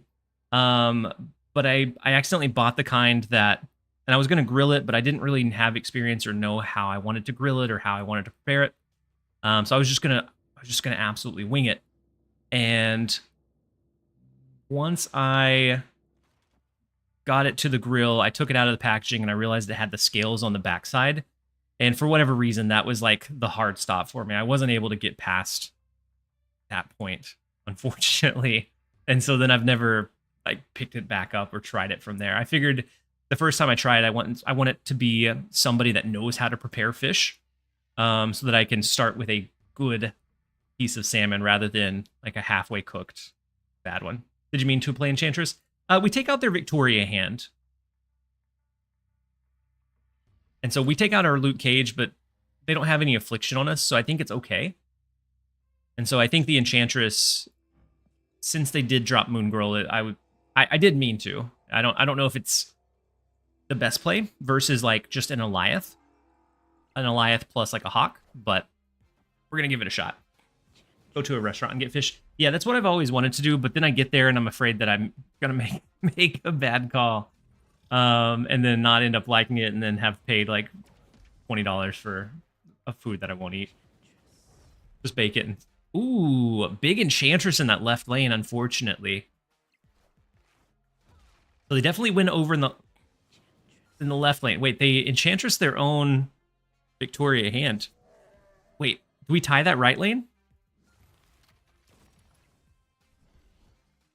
And then they win by 8. We win by 9. Whew. Super close. They pinpointed the Hawk with. I mean, they were targeting the Pim arrow, but they hit the Hawk, which was super unfortunate. He all calculated, Husky, all calculated. Just bake it and take the skin off. Yeah. You should watch an episode of Alone and see the contestants go to town on fish eyes. Ooh, see, I'm wanting to like hype myself into trying it, not trying it. Video stream when you visit a sushi place and try it raw. I would try sushi. It looks really appetizing, and like, I've heard good things, but I've just never been able to do it on my own. I mean, what's the worst case? You paid for something you won't like? Versus never trying it. That's true. And it's a healthy option, so I need to try it at some point. It's just, I need to get around to doing it. Anyways, so the next 2 hours of the stream is sponsored by Factor, but that doesn't mean that we have to, like, we're not going to do a plug the whole time, which is another thing that I really like about this sponsorship. So let's go ahead and just make the camera a bit bigger so that you guys can see the food. So today we have the garlic and herb chicken breast with the cheddar cauliflower grits, which is kind of like it's underneath the chicken. And then we have the broccoli. And as a noodle enjoyer, I'm trying to eat better, but as a noodle enjoyer, they have a lot of options that aren't super high calorie wise, but they're pretty tasty. So like a chicken Alfredo pasta, I like their chicken pot pie pasta, and then just every one of the chicken dishes that I've tried has been really, really good. And then Husky, you said, "Whoa, Factor, what's that?" Husky, I'm pretty sure I saw you run a Factor sponsorship a while back, but I will take the opportunity. So Factor is it's a microwavable meal. I'll take the plug. Husky. It's a microwavable meal that is, fresh ingredients so that it's easy, convenient. You don't have to run to a restaurant. It's going to be cheaper than going to like a McDonald's or a fast food place, and it's much, much healthier. So if you've been called to return to office, if you are just kind of tight on time, these are super convenient. I've really enjoyed being able to have these around the house, especially with the holidays when like I'm cooking for like different Christmas meals or different New Year's meals, and I don't really feel like cooking an entire different meal for that day. So sometimes I just pop in a Factor meal. And the caloric breakdown, they have a pretty good macros. They have all of that information on the site before you order them, and so you're able to kind of know that ahead of time. And so definitely highly recommend it. This and HelloFresh, I've enjoyed both of them so much. that I normally order like a box each week throughout the sponsorship. Typically with the sponsorship, you only order one. But with this one, I've ordered one every single week. I may have a problem, but I enjoy them that much. Send me some. Number 1 London House, flat 2, London Road, London. I will. I'll get right on it, Zon. And then if you use my link, if you do check it out, the first box is 50% off. If you don't have any kind of discounts, it can get a little bit pricey. But that first box at 50% off plus the free shipping, at least for me, made it worthwhile to at least try to see if it was something that I liked. And honestly, I really do. It's just once it gets out of that kind of promotional phase, it's a little bit harder to like justify keeping it around every single week. So sometimes with that, I'll pause the subscription, wait a few weeks until like maybe I run out of what I had before, or I have something coming up where I want to re-up, and then I just reactivate from there. All I'm hearing is you don't eat your wife's cooking. Whoa, Ace. So, I mean, yes and no. So my wife is in college, so there's some nights where like she's doing homework, and like I have my daughter, my son that I'm trying to entertain, all while figuring out like what food we're gonna eat. So it either becomes like some kind of easy thrown together meal, like Dino Nuggets, which no hate to Dino Nuggets, but I can't cook that 5 days a week. So sometimes a factor meal is just what we need. And then Batman, you said just ordered mine. Congrats, your sponsorship worked. Batman, hopefully you enjoy it. I've enjoyed it quite a bit. Again, if you like, or if you're, so for me, it's January. I'm trying to eat better. I'm trying to eat healthier. And I'm trying to like work out a little bit more. I'm trying to take better care of myself. And so the factor meals, luckily kind of fit into that. They have decent macro breakdowns. They're delicious. They're pretty yummy, and they're easy to track, which is another big thing for me. Because for me, for trying to like eat better and do better, my biggest thing is I'm a grazer. I'll easily just like walk through, and like my daughter has a snack that she's opening, I'll do a dad tax. I'll take a couple of bites. And so one of the things that I'm trying to do to start the new year is like log my food, just to keep myself accountable, not necessarily restrict how much I eat, but just keep myself accountable on how much I eat. And so the factor meals definitely help me be able to do that.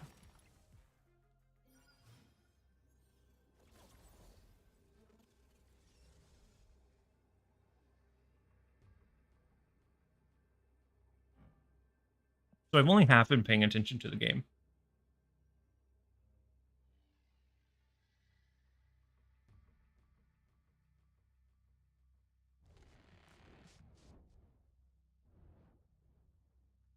I think we leave Rocket and Groot. Go with like a Gwynpool, Tim Arrow, Psylocke. That's what I'm gonna try anyways. Bones alone said Dino Nugs for life. I do enjoy I do enjoy Dino Nuggets, but my problem is I easily like graze and eat on those as well. And so if I cook any extra, then it's an issue. And then 69 Nuno said just ended my climb. Toxic Patriot is pretty good now. Ooh, and that's one of the reasons why I'm running Luke Cage. I've got a couple of questions of why Luke Cage in this deck. Exactly that. There's a lot of toxic decks that are floating around, and it just kind of helps protect you against those. All right, let's go with the Maria Hill so that we have a turn 2 play guaranteed, and then we can try to curve into like a 3 or a Zabu later. And then Ace, you said living in Japan, I do some simple rice balls, rice plus seasoning, but not sure kids will like. I'm not sure my daughter will like much of anything. She is I'm getting payback for me being picky when I was young, but she's the pickiest eater I've ever seen. And so it's like a rotation of like 4 different things that she'll eat, and sometimes she won't eat those. And then Goat Seeker said, "Hey T, happy New Year's." Welcome in, Goat Seeker. Hopefully you had some happy holidays and your new year is going well. And then Husky, you said rock climbing has been my exercise of choice for the new year. How's that going? So I've gotten I got super out of shape between a new addition to the family, doing the content plus working a full-time job. I didn't take care of myself like I should have been, and so I've just been trying to be more active overall, whether that be extra walks during the day. And I got my son for Christmas a MetaQuest, so a VR headset, and I've been using that for some workouts, which have been some of the most intense workouts I've had in a very long time. But just trying to be more active overall. No, don't work out. We like your Bruce Banner look. It's gonna be more Bruce Banner like because he's pretty slim. I mean, compared to the Hulk, I guess. And then 2Place, you said salmon is really good if you prepare it right. That's what I've heard. But I was afraid I wouldn't prepare it right, and so I need to try it from like a restaurant. A lot of places I know and my family prepared in really good ways. It's just about learning. I know what it's like to live with a picky eater. My brother was super picky growing up, and as someone who eats basically anything, it sucked constantly having the same milk. Yeah. And so it was something that we told ourselves we would never do, me and my wife. But sometimes we will like cook her grilled cheese, and then the rest of the family will have like chicken or whatever dish whatever dish we cooked up for ourselves. So sometimes we cook like an entirely separate thing for my daughter so that she has something to eat.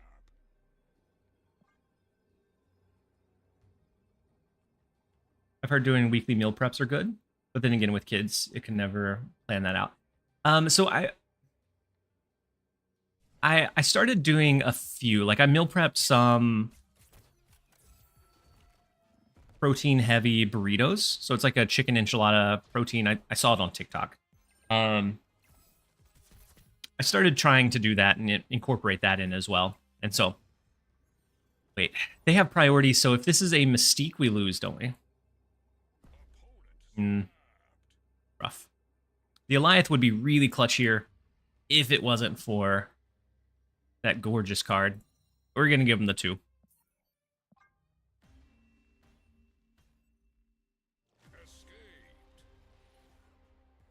You need to get a pull-up bar and add a channel point redemption. Is that over to Husky? Oof. I've seen the marathon spams of hydrates, so I could only imagine for something kind of silly like a pull-up bar.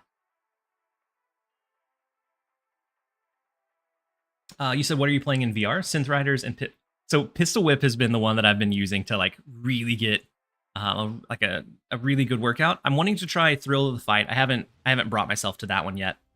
And then I tried Supernatural. I didn't really care for it. It felt too much like working out, and it didn't feel like I was actually enjoying it. So it didn't make it kind of go by quickly or easily. And so I've been playing a lot of Pistol Whip.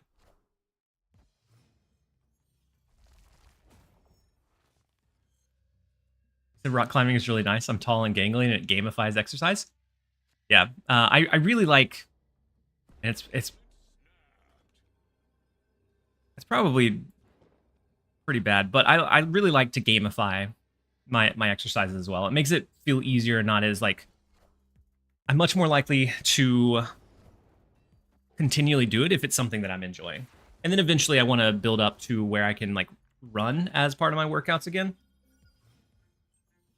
Because I enjoy running, but running when you're not in shape is sometimes miserable. All right, let's go with the Rocket and Groot. And I'm going to go ahead and... They can... Do they fight for backs? Probably. Look at the Iron Patriot. Ours will be free as long as we win Baxter Building. I don't know. We're going to give it a shot, though. And then the Hydrate Reminder from Batman. I just got Gore a couple days ago. Gore is a card that he scales so well. Like he's very consistently 16, 20 plus power, even without anything that like kind of like cheats away his negative starting power. And so I think he's a good pickup. He's counterable. So things like Super Scroll, Enchantress, Shang-Chi. But if decks aren't running those, he can just be dominant. And then Goat Seeker, you said we subscribed to frozen fish delivery from Alaska. My wife eats the cod and I eat the salmon. So easy, just salt, then a couple minutes on each side. Ooh.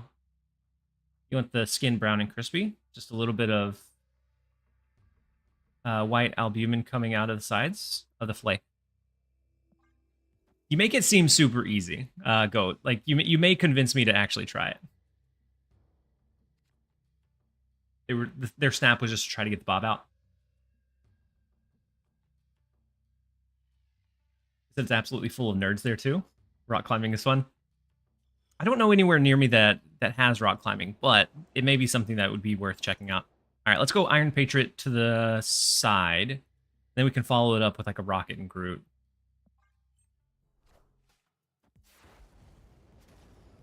Yeah, in a negative build, I think he's pretty good there. Are your prepared meals still working out? Prepared meals like the Factor JF, or like the protein burritos and a few other like dishes that I cooked. If so, those are like I've been doing a lot of like the slow cooker stuff, so it's easy to prepare, and then it makes like 10, 15 servings, which last quite a while as well. Malekith from Iron Patriot is pretty good. They skipped on 2, so they're not going to be able to get their Wiccan. I think we go ahead and snap it. And then Chocobo, you're back with a new do. Yeah, so Factor. Yeah, the Factors are still working out. This stream is sponsored by Factor. And so the next couple hours, I'm going to be munching on Factor. And the beautiful thing is we can still play Snap while we do the Factor, or while we do the sponsored portion. But no, they're still working out. Typically with the sponsorships, I think most of the time the ask is that you just order one box. I typically order one every week of the sponsorship to always have them on hand. Between both Factor and HelloFresh. They're super convenient. And with trying to eat a bit better, the macros are really good too.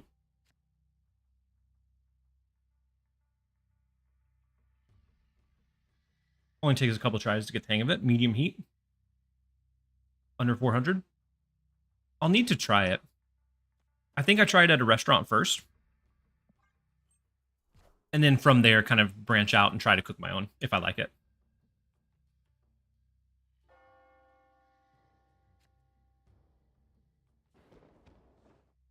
Double Iron Patriot is kind of nice. But I think we just go just a regular. They snap, so our Hydra Bob could move into Kamartaj. We're going to take the gamble on the Iron Patriot. The worst thing you can do is make a bad meal. Solidify the hate. Exactly, I don't want to solidify the hate is the problem. I'm at 83 right now, but the climb has been rough lately. I usually get infinite easily. Yeah, it could partially be like what you're running. I would say it's still really early in the season, so you can always kind of experiment, stick it out, and see if you can. I don't think we're gonna win Kamartaj, so I don't know if I want to like sacrifice our hand with both the Kate Bishop and Marie Hill. I think I'm going to sacrifice one of the points of power for the extra energy next turn with Psylocke. Notice there are almost no bots this season. Yeah, I had a couple in like the 70s, but since then it's been very, very few. Which I think as the season goes on, and depending on your MMR, you get kind of a mixture. Oh no, the 1 point of power would have at least tied it for us, but we wouldn't have won. What is bad salmon? Overcooked and really dry. So since I've never eaten salmon, I don't know. Like if that first experience is over dried, like overcooked, just not flavorful, I'm afraid that it would turn me off of that dish for like the rest of my life.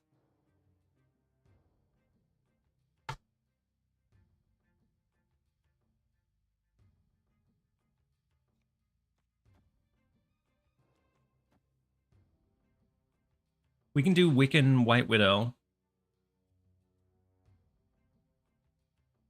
And then depending on what we draw, we may go Blink on the last turn. That's a cool Hulk that you have there. It is. It is, right? I'm pretty fond of him. This mid lane would need to be really, really big.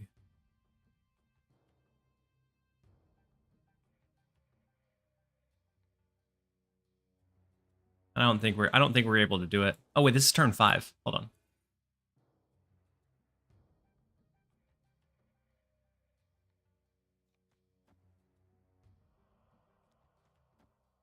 I guess let's do Gwyn plus Rocket and Groot then.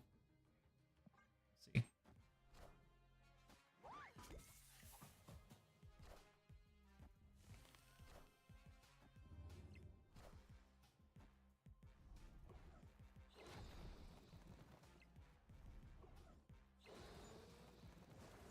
The Gambit takes out our Gwynpool and our Maria Hill. Not awful. We still have priority. I don't know that we ever beat this lane, though.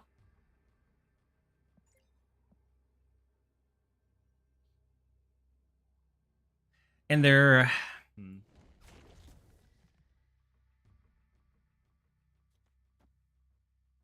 Apocalypse is pretty big, if I'm not mistaken.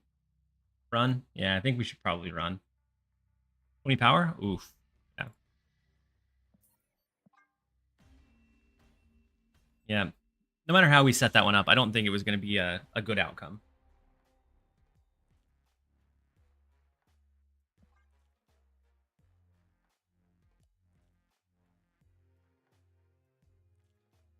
Apocalypse is always bigger than you think.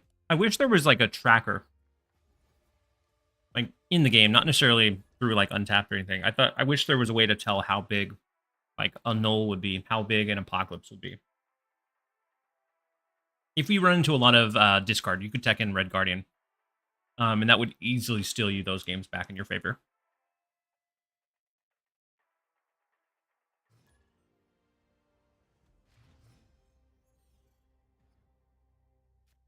Hydra Bob into Psylocke is pretty nice.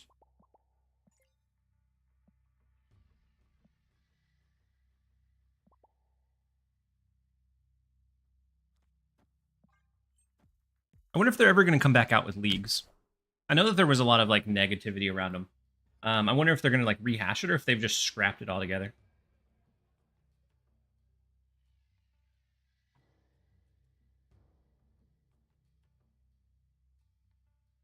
A tracker could probably watch their hand during discards.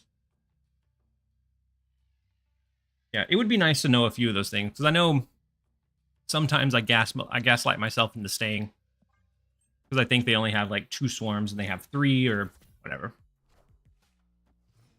Leaves were kind of weird.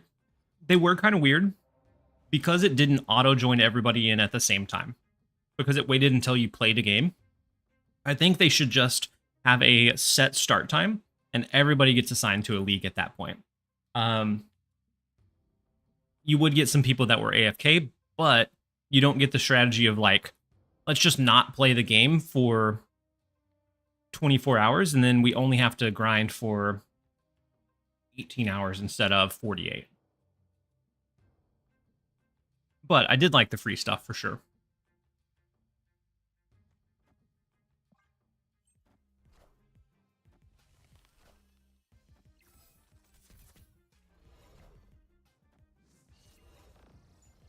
Big collector with Hawkeye or Kate Bishop and Snowguard. I'm expecting probably a Victoria hand.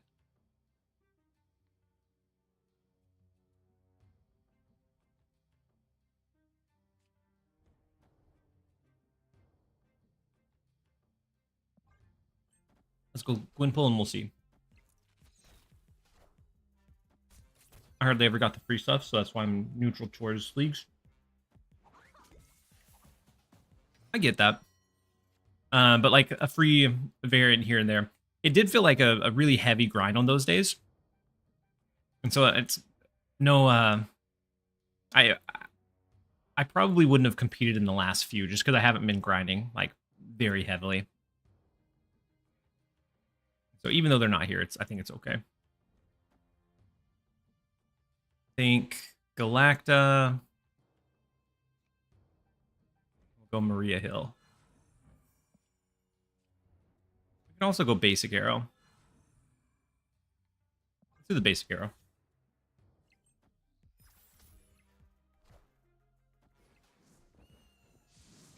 We're not going to pull a card here. It's okay.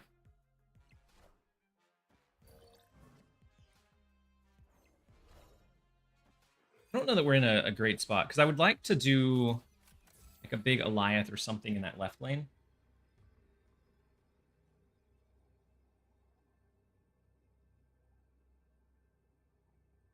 But I don't know that we have the capacity to do it. And we don't have prio.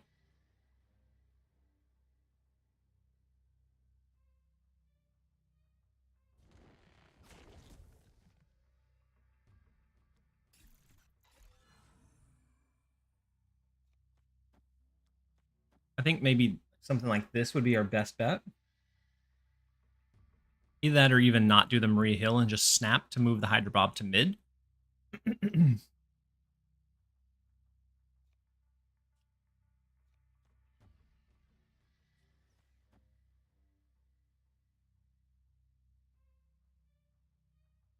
Maybe with the loot cage plus the rocket, maybe we can overcome it. You get basic arrow pumped? Yeah, we're going to get the basic arrow pumped.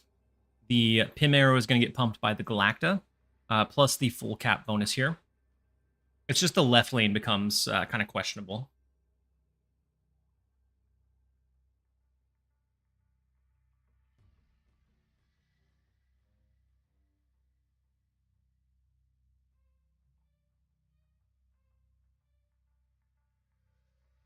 Do you think it's worth spending tokens on Mobius for the current meta?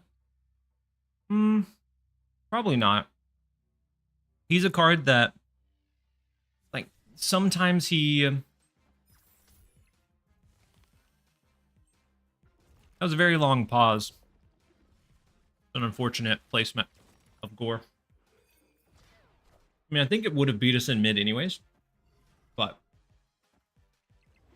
still unfortunate nonetheless.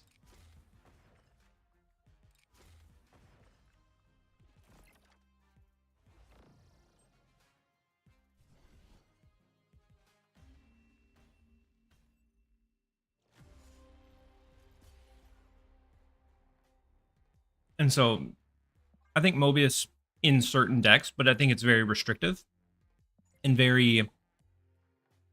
I think it's usually fleeting when he's good, because then the meta will usually shift around it.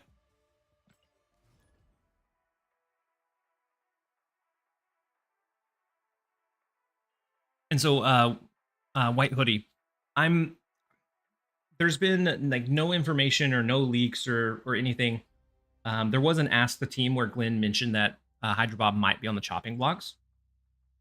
I would expect him to get nerfed soon. I honestly thought he would have got hit last patch just with how like versatile he's been. But I think there's a good likelihood that we see a change or a nerf to Hydra Bob soon. All right, let's go ahead and snap. We have the Zabu Iron Patriot into Wiccan. Is going to be our play for sure.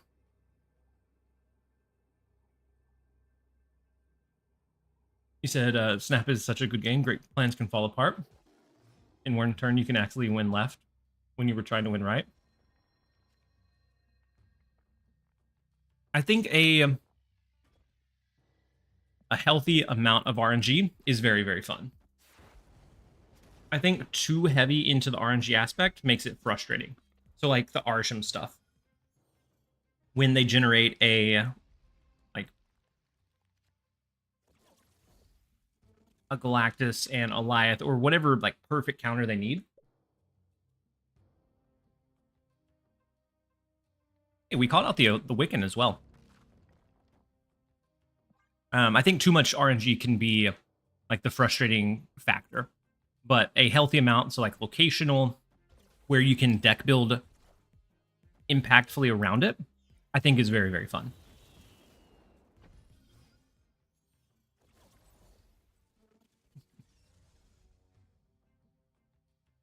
Too much is hella bad.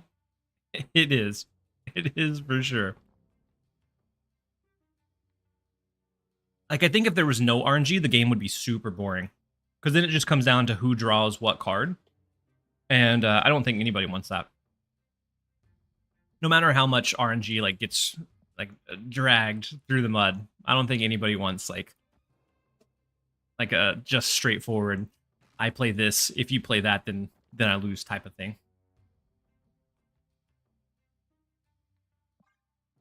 Yeah, Arsham, the piece that frustrates me the most with Arsham is just being able to cheat out those high impact cards. And so from like playing against it standpoint, you have to take into account so many other variables. Like, it's a very beatable deck. It's just kind of frustrating to play into often.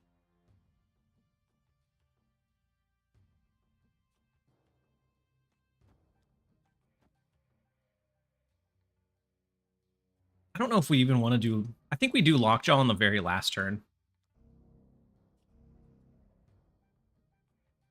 We could go Basic Arrow, Galacta, Psylocke, Pim Arrow.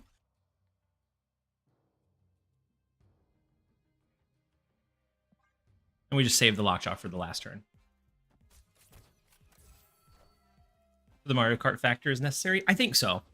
I think the Mario Kart where, like, some just unforeseen thing happens at the end is what really made it feel, at least when it first came out, really made it feel like super engaging, where I just wanted to continue playing. So I could play a little bit better or do this a little bit differently. I think that was a big piece for me for sure. Their Sebastian Shaw gets massive. Do we just give up that mid lane?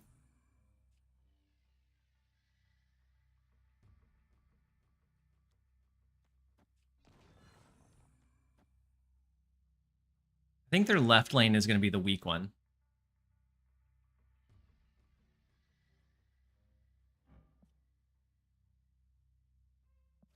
I think we give up the Sebastian Shaw lane. Since we don't have priority, Eliath is just that 9 power card. But we are putting a decent amount of pressure on both left and right. Lockjaw first? Yeah, Lockjaw first was the play. I messed up the ordering of the Galacta, unfortunately. Oof. The extra +3, it wouldn't have been enough. But throwing the Eliath mid would have. I talked myself out of the winning line.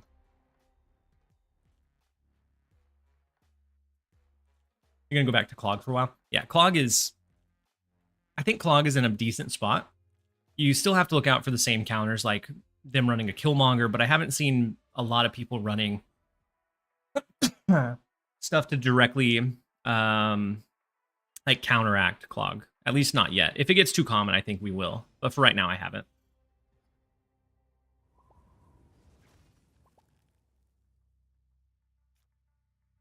The Shaw lane scares people away, but often it's the right play. Yeah. Yeah, because usually like Brood or whatever else comes down.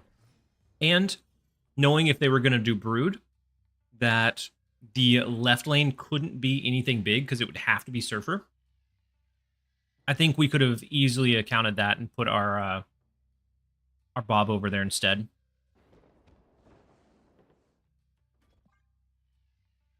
I think that was very winnable. And no Sarah, yeah. Yeah, so they were really restricted in that left lane to pretty much just a Surfer. And so I don't think that was ever going to be a lane that they played in hindsight.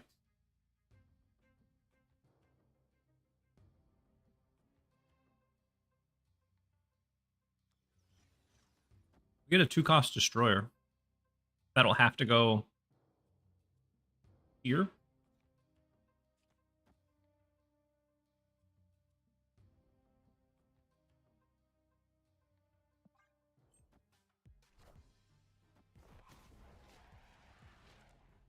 The RNG also enables, I could have won that one. Yeah. Yeah. Being able to identify like a misplay or where I could have played it just a little bit better to win an otherwise like game that was a loss, I think is very, very fun. No way we created another Iron Patriot.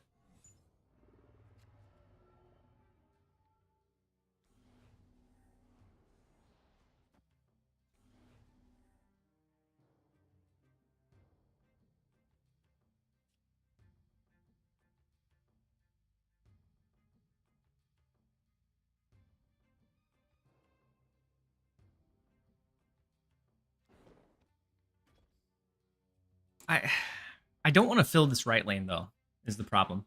I don't think they're going to really have anything to deal with it. With a Bast, Nico, I don't think they'll have like a Shang-Chi. I think this is what we go for. We get another discount for the Iron Patriot. It just feels bad to like prematurely cap it out early.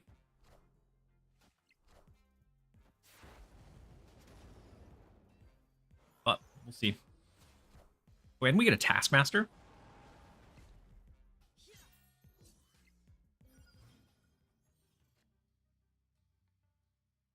Two-cost Taskmaster. We can always wait and just copy the 16, but I think we need a little bit extra. We ever pass? I was thinking, but we couldn't really compete here. I guess it'd be a two-cost Taskmaster. We could do 16 plus 6. It's not bad. Best case scenario, 16 plus 7. Or I guess we could do Rocket and Groot plus Hydra Bob on that last turn. Yeah, I think we skip here. It looks super weird. And it relies on them not having a Shang-Chi, but oof, Big Cassandra, US Agent hurts us a lot in this left lane.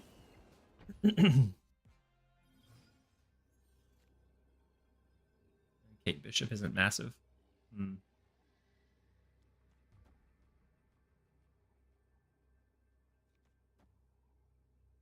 We could do Taskmaster, Luke Cage. It's relatively low. Like they just throw anything of value here and we lose it. I think it's the best shot we have though. Because this plus Gwynpool is going to be lower than this plus Luke Cage. Getting a Hydra Bob on that last draw would have been nice. I think we lose. Because they obviously just avoid Black Vortex. Ugh, big havoc. And then Thena's going to scale by 3 plus their 4. Oh. No, we hold it. We hold it down. What a weird game.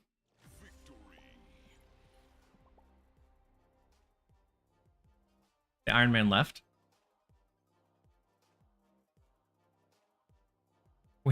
Wait, Huskies, did you vanish?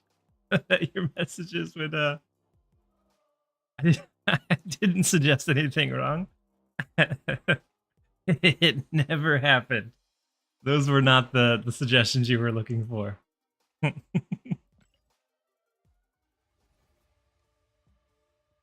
We definitely won right.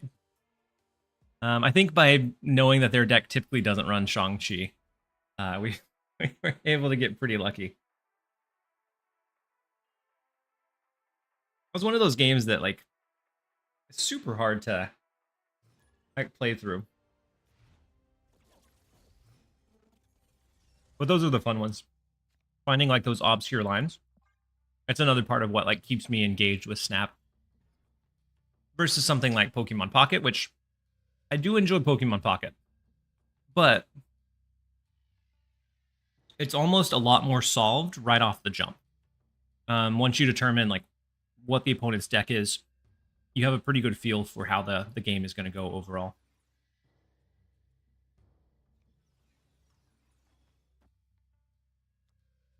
Let's go Psylocke into... I'm going to go Gwynpool on turn 3, unless we draw a Galacta.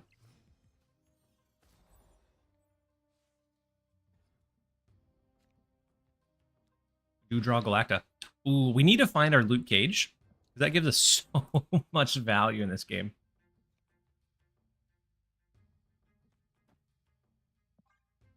I almost want to snap. We're going to go ahead and snap now. Simultaneous turns. Yep. Yep. Because especially if the opponent is kind of taking a while to think, you feel it a lot more in pocket for sure.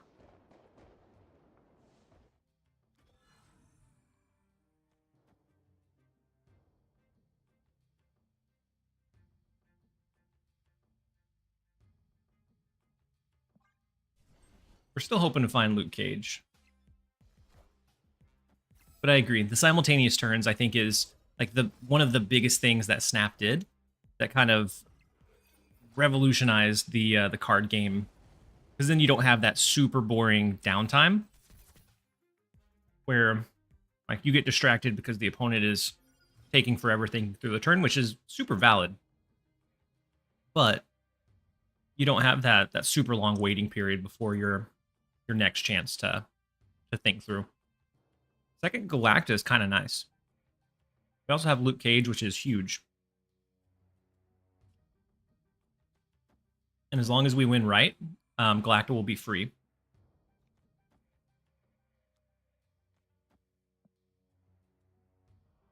I don't think we need to like force the Galacta to win negative zone. With Luke Cage, I think that does it for us. My distractions come first. Me too. So it's specifically when running Spider Ham. I feel like I've missed the hammed card more often than I've seen the hammed card. And that's whenever I play it. But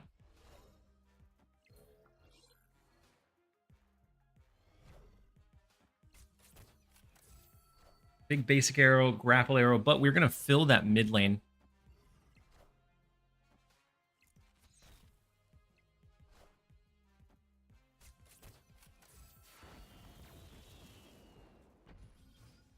Oh, you said fight for mid? Not right now. I think in general, we just have it. So the Galacta, we can go Eliath left or right. We have the guaranteed win mid. And it just comes down to winning wherever else. The fun fact with Quake or that location you need to win. You need to win where the location went. Wait, I'm not sure I understand, Husky. I mean, pigs don't just appear at random? I mean, sometimes they do. It depends on where you live.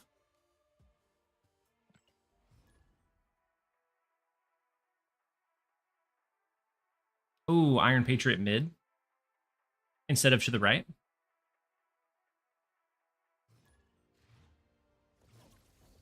Quick right to swap. Oh, gotcha. So if we did Iron Patriot mid, we know that it's going to be a negatively afflicted lane.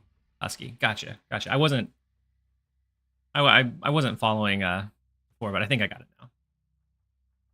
So Maria Hill, we go Iron Patriot. We're hoping for a Hydra Bob or a Rocket Raccoon. Be able to fill the white hot room and then move it out later. And then Jeff, you said I need Wiccan. Also, don't have Rocket and Groot.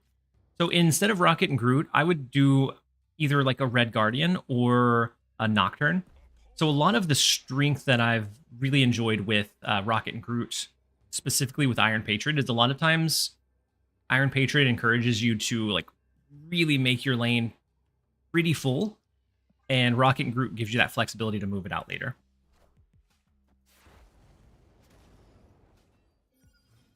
Big Hell Cow.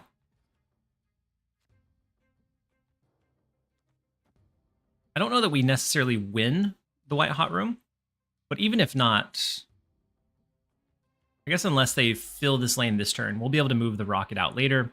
We scale with the Rocket and Groot. We can do Wiccan next turn to get the extra energy.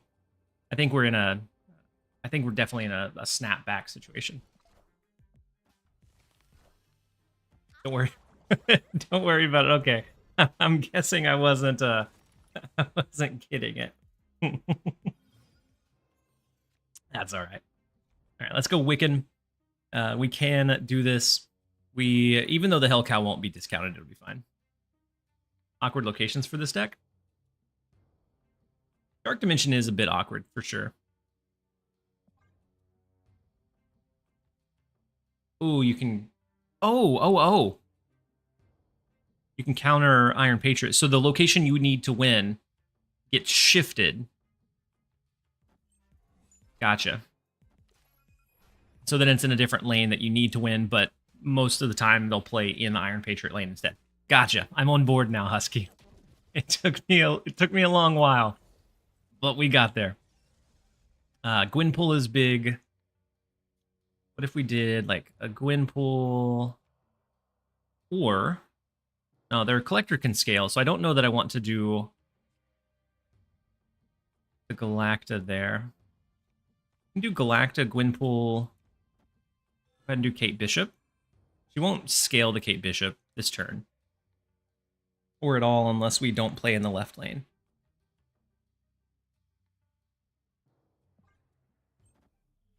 Not my best communication. No, you're fine.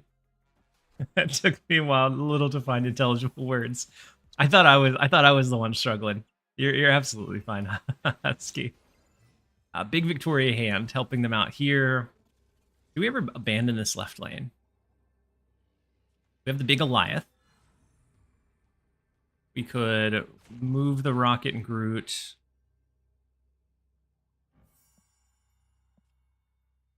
Into, like, Zabu. Elcow? We might lose mid, though. It's only 11 extra power.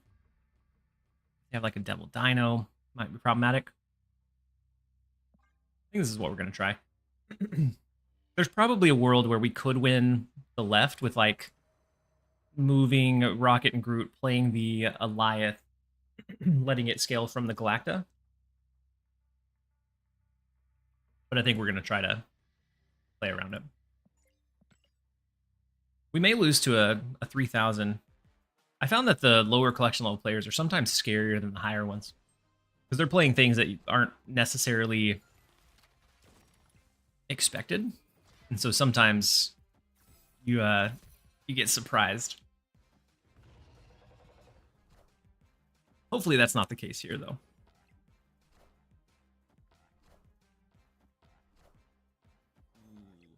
Shang-Chi wouldn't have got us anyways, but we are able to grab the 8 cubes. I apologize, salty fish. But I'm not sorry about the cubes. It brings it up to almost 96. Any Bob replacement? I would say another one cost for sure. There's a couple of directions you can take it. You either look to go like competitive value, so that you can win the Iron Patriot lane. So I've seen some people say Martyr. I feel like that's a bit too risky unless you're really like filling all of your lanes. I've also seen several people replace it for something like Kitty Pryde, which helps out your Wiccan line. Silver Sable, I think after her nerf, she's only a 2-power card. And so I don't know that it's as worthwhile. If you want to go with more movement or flexibility, you could also go Nightcrawler. It's just lower power output overall. But it would help you like really fill that Iron Patriot lane and then move it out later. Rocket Raccoon is also a good one. You would have to drop it after the Iron Patriot for the most part. But it's going to be that one would be your biggest like bang for your buck as long as you hit it. But I think any of those three would be fine. Like a Kitty Pryde, Nightcrawler, Rocket. Martyr, I'm always afraid of because Martyr has lost me more games than I think she's won. Except in like a Galactus deck where you're intending to destroy her so that she's not there by the end of the game anyways.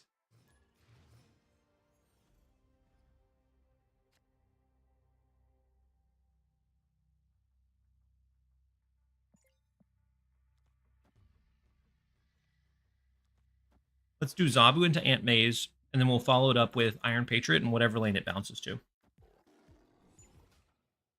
Absolutely, Sorrow. Martyr's a bad card. Martyr is a pretty bad card for the most part. Unless you're doing something where like you're guaranteeing that you're filling your board, or you're destroying those cards anyways, and you're just looking for that early like priority, then she's bad. Oh, well, that's unfortunate. Okay, I guess we rocket and group mid. I'm assuming they don't fight to compete against us with the Iron Patriot lane.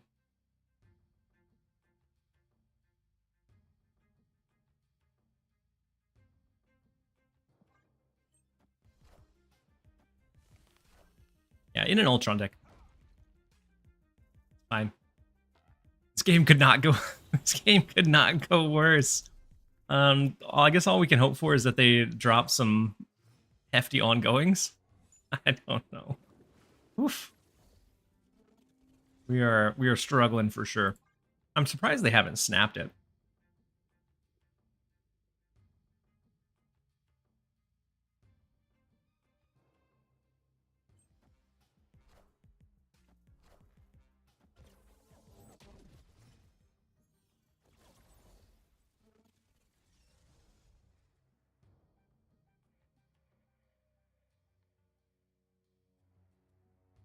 Big Galacta.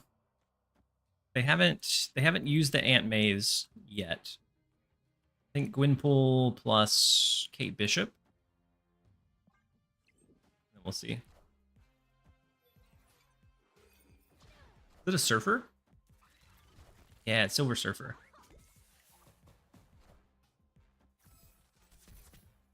I wonder if they ever go Absorbing Man.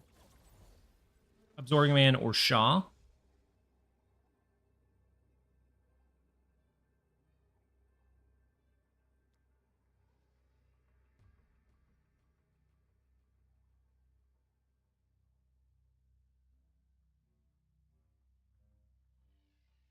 I feel like they play Shaw here so that it slides into Murder World.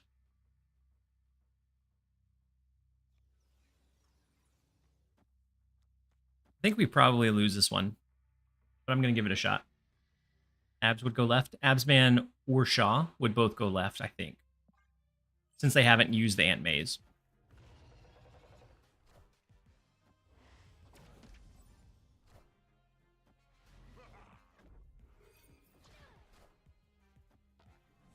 Shaw. He's still really big after the Surfer comes down, is the problem. So had we Eliath to the right, we could have stopped the Surfer, but Sebastian still would have been buffed 2 different times. Once from the Galacta, once from Ant Maze. I think that one was just a tough win.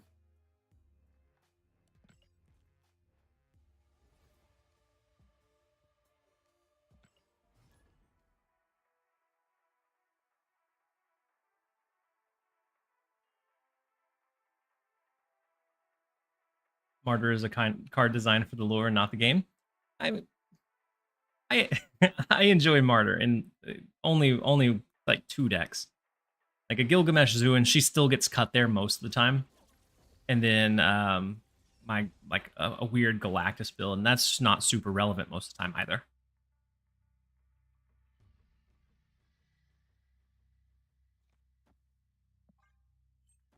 All right, let's go Maria Hill. We have Psylocke, so we get Wiccan on 3, which is huge.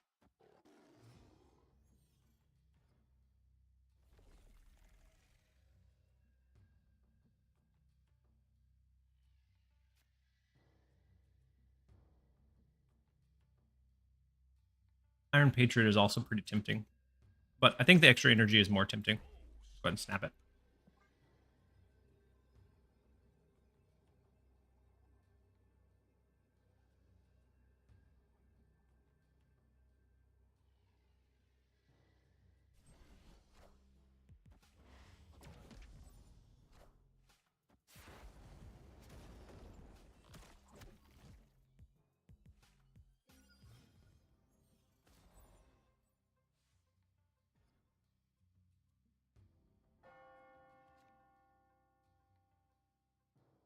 Got a big Iron Patriot. We can always go, what?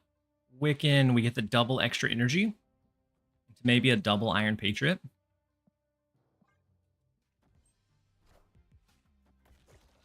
Might be worthwhile.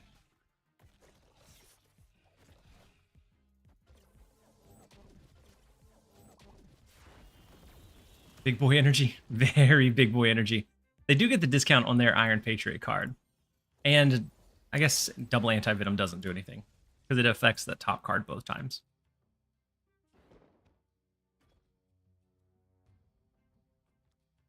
What if it was like Galacta double Iron Patriot trigger here?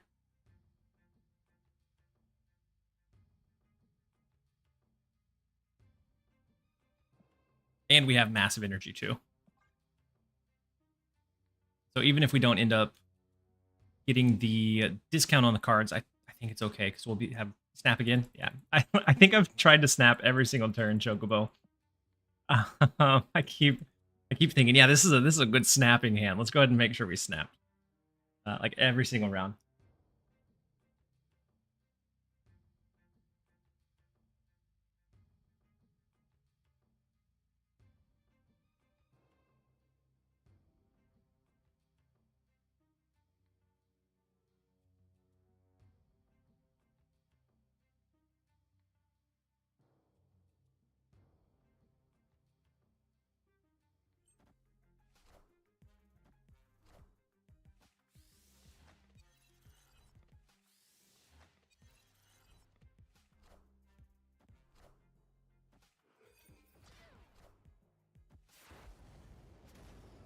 I put my phone down after that play too.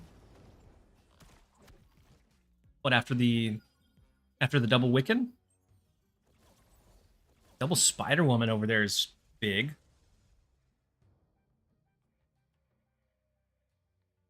Toxic deck? Play Cage? Yeah, we have a lot of time to play Cage for sure. I think we go Spider Woman and that's it. Or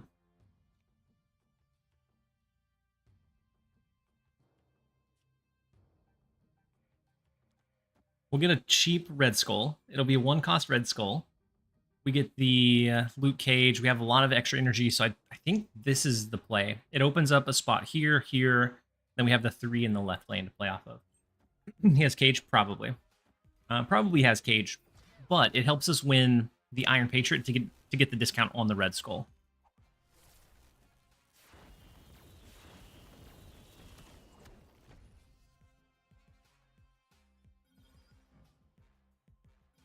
Ooh, interesting.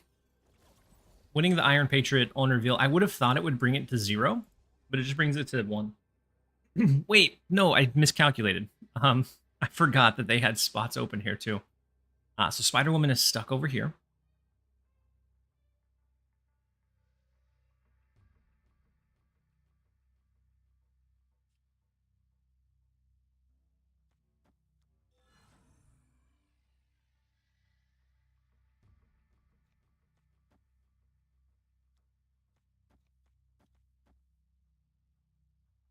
Everything we have. I wonder if we'll ever get a card that counters the opponent's energy generation. That would be so nice. Something where like either its power scales depending on how much extra energy the opponent had over the course of the game. Would be kind of a cool idea. I think it'd be probably pretty busted, but I definitely like the idea to deal with Wiccan, Arisham, and just some other like random shenanigans.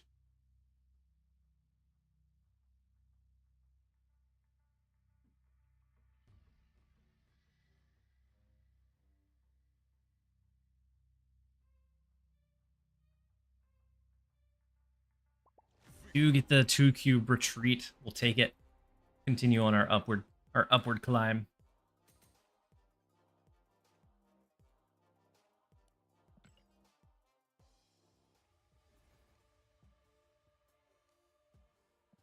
So almost up to 96. I play pretty slowly though, and so it doesn't surprise me though, that we're climbing a little bit slow.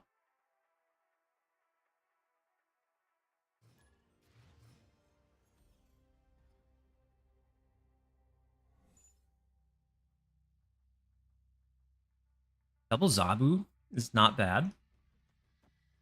Would have been better for like a double Galacta, but not bad at all.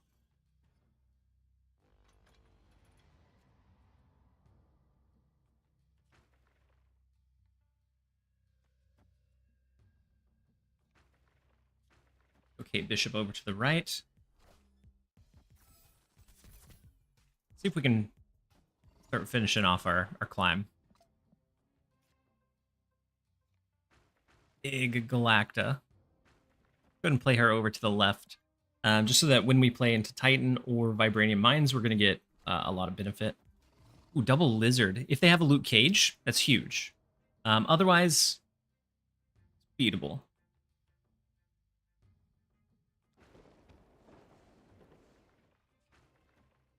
I'm going to go Gwynpool to the right. I'm tempted to just mess up our draw with the Vibranium Mines and like an Iron Patriot. But I think I'll wait.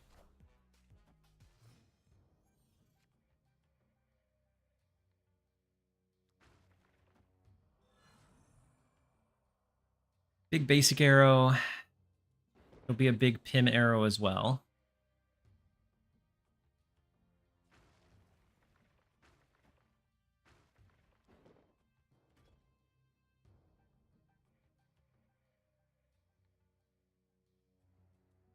I think we just do this for now.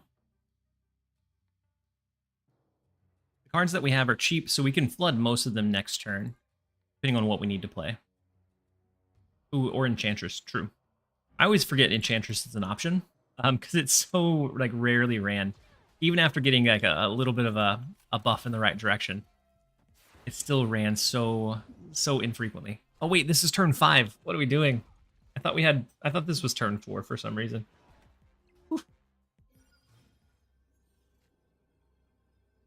All right, we have Luke Cage, so the Gwynpool's no sweat. Magneto might help us out by pulling their stuff out of the left. And then we could still do, like... It's just a matter of would 9 power here win? I think we go him arrow plus the Magneto. We pull these two, we don't worry about the -4, because it's not that big of an issue. With the basic arrow scaling, the Pim arrow being pretty large as well. We just hope that they don't go big in Time Theater. They're also running a toxic deck, so it might be worthwhile to run Luke Cage, because like this could always be a hazmat. We'll see.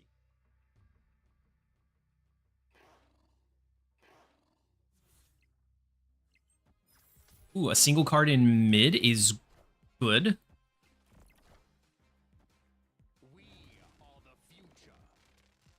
We're hoping that's an Ajax. Oh, wait. Maybe that's not good. Okay. We win the right.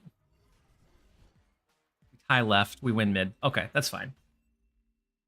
I was expecting a lot of different plays. Magneto was not the one I was expecting for them to stay on, though.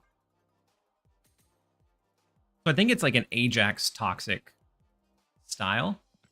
Or not an Ajax. I think it's a Wiccan Ajax toxic style of deck.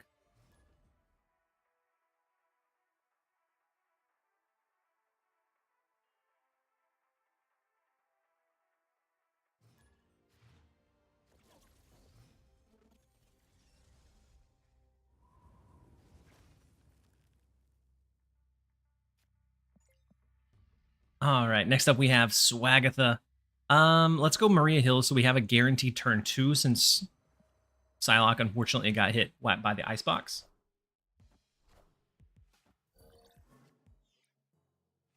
Black Swan.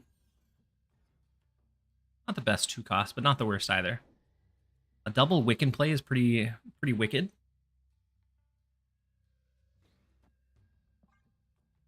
Double Iron Patron is also kind of cool, but board space becomes pretty problematic pretty quick.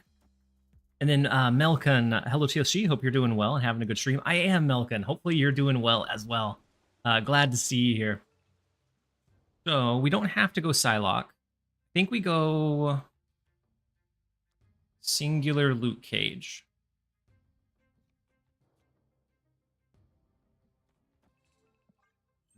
There.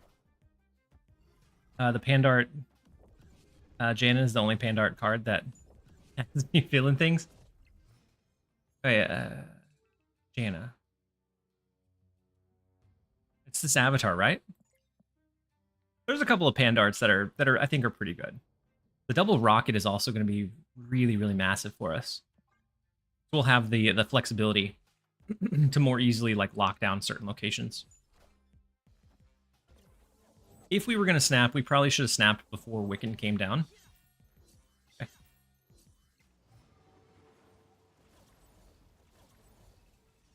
I do think they still have some pretty good power output. This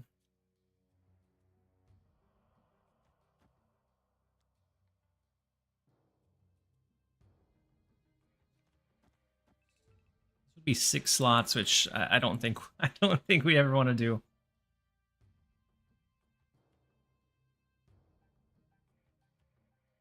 We could also do just like a singular Galacta into big Hydra Bob, big double rocket. Hydra Bob. Try that.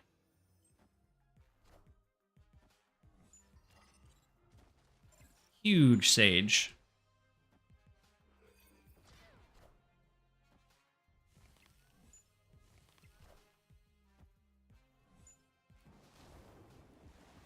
Oh, yeah. I did forget to activate Black Swan. I actually have a an Alliance bounty that is activate cards. I think I still have that one active. So they can't play 2 cards.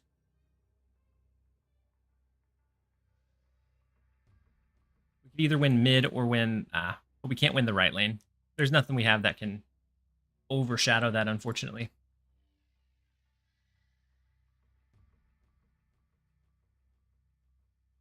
Wait. What if we Gwynpull and snap? Snap for Bob? Yeah. I agree. Right, Bob goes mid. Yeah. Yeah, we could either move Fruit here. I think we do this. Mid Bob was first and can't move. Yeah, and then Hydra, the right Bob comes after the fact.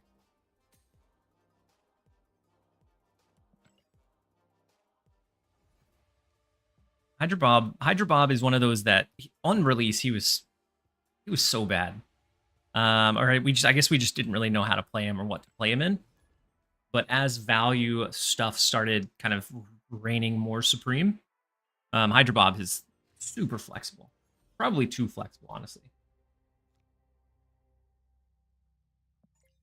Next up, we have a Rebel Spy. We don't get a turn 1 play, but we do get Iron Patriot for 2, which is going to be nice. I think they probably Iron Patriot in the vault,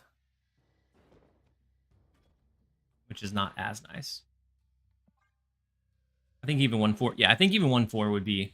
I think we'll see a drop off at 1-4, but I don't think it'd be a complete drop off. Captain Marvel here is massive for us. That can help us like reach into the vault a little bit further. Rocket and Groot and Snap.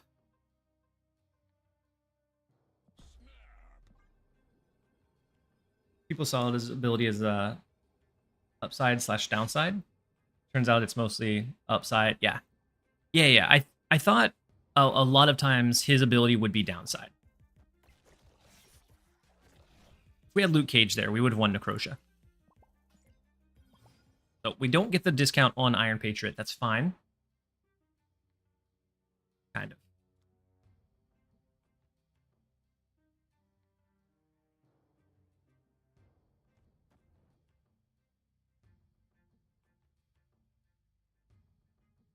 I think we're going to go Galacta mid. Next turn could be like Gwynpull plus Zabu.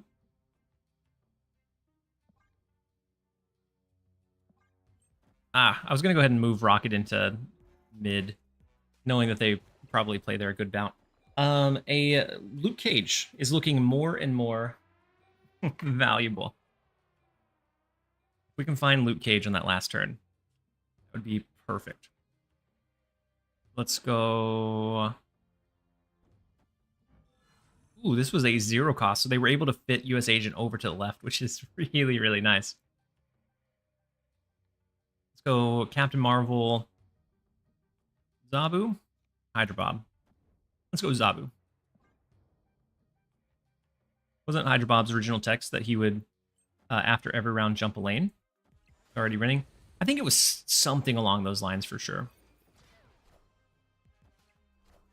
Luke Cage Hazmat is massive. Oh, that's not Luke Cage. Luke Cage was our only chance here. Because we could have done Luke Cage, maybe move the Rocket and Groot, surprise them in the right, surprise them in mid.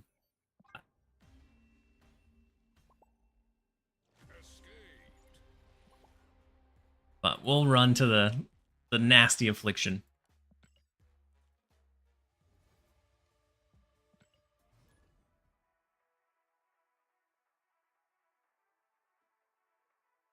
And we'll see if we can bring this one home. Ooh. Oh, never mind. I thought we hit a pity bot, but it's not a bot. Okay, never mind. Or Hydra Bob.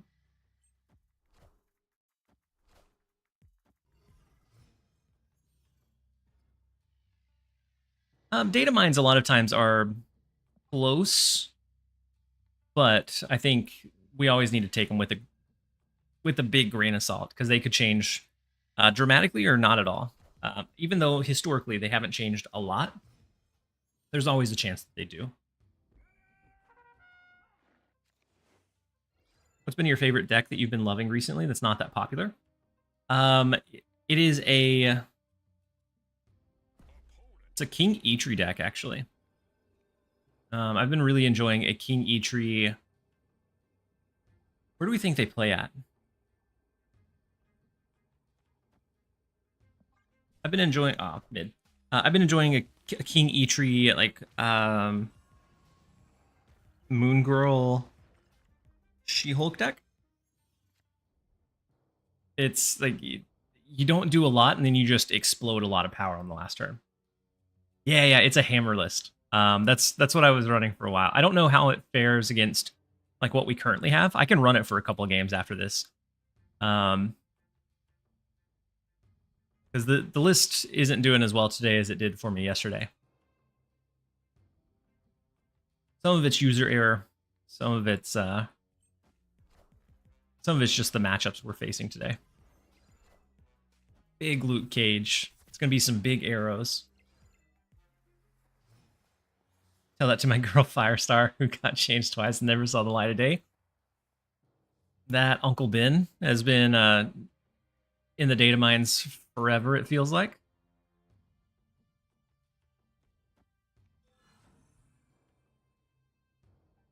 I'm kind of hoping these two cards go over to the right. And then we do have a quick set of ads that are going to run as this game wraps up. It's the auto set to keep free rolls disabled. So I didn't get the snooze in time. So they're going to trigger here in a second. Mostly looking forward to Cobra. I actually like the new Captain America, the Falcon Captain America. I think it creates an interesting like ongoing Spectrum synergy that I feel like will be kind of cool to check out. And I feel like it'll also be a card that will be viable or decently viable for lower collection level players that you don't need like this massive collection to navigate well.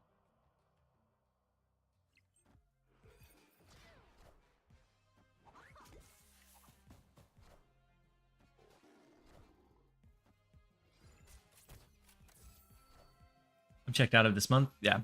There's a lot. I feel like most of the ones that are coming out that I want the most are next month, but either way, super excited for them. They went ahead and locked in their mid with 14 power, which is easily beatable. What did they do? Why? Seems like maybe a claw. Did they ever go claw? Or like Blue Marvel?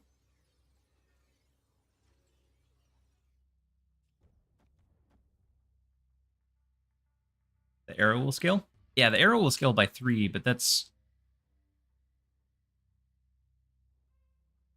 So it's up to 15, but playing the Psylocke over there. And Bob jumps. Ooh, our Bob jumps. True. Because of my snap. Whoops. um...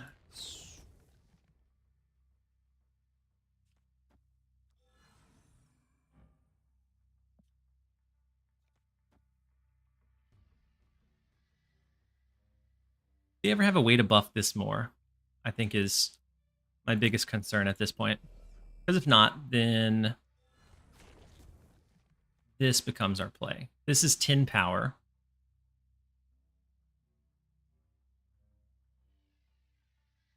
They could have a double dino, and I think we're dead to a dino. I think my snap messed us up. Hydra Bob could jump over to the left, which would be nice. Oof, big Maximus.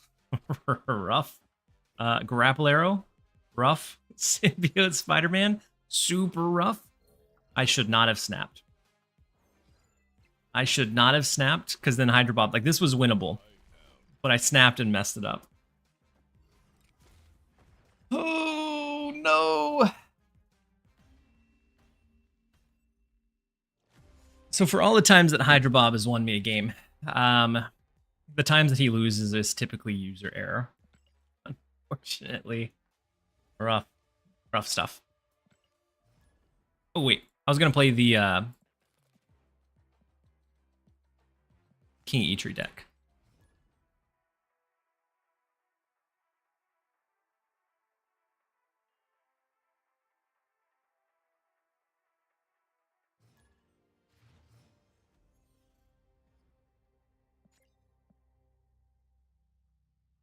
All right, next up we have Saucy. Let's go with our King Eitri.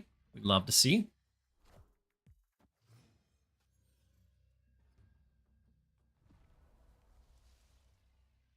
And then we pretty much slow play it the rest of the game.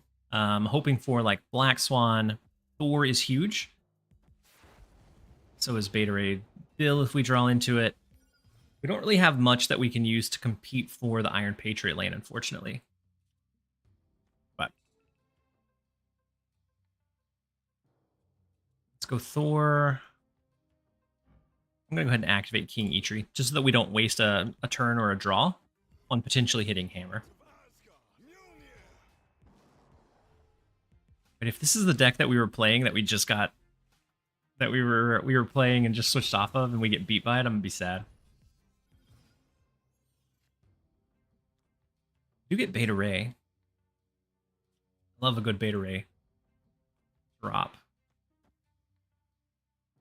There we have 2 turns to try to find the hammer. Most likely, even if we don't have She-Hulk in hand, most likely it'll be a full skip on turn 5. And then we're just looking for ways to scale that Hitmonkey in that left lane.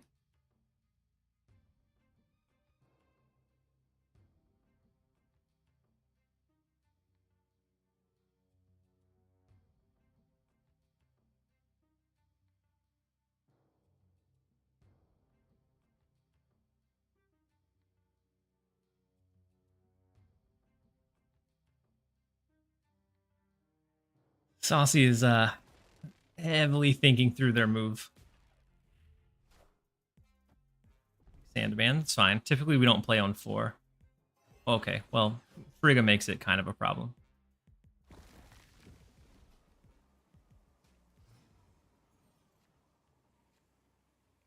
Week 1 of a new season with a strong season pass card is always so obnoxious. Yeah.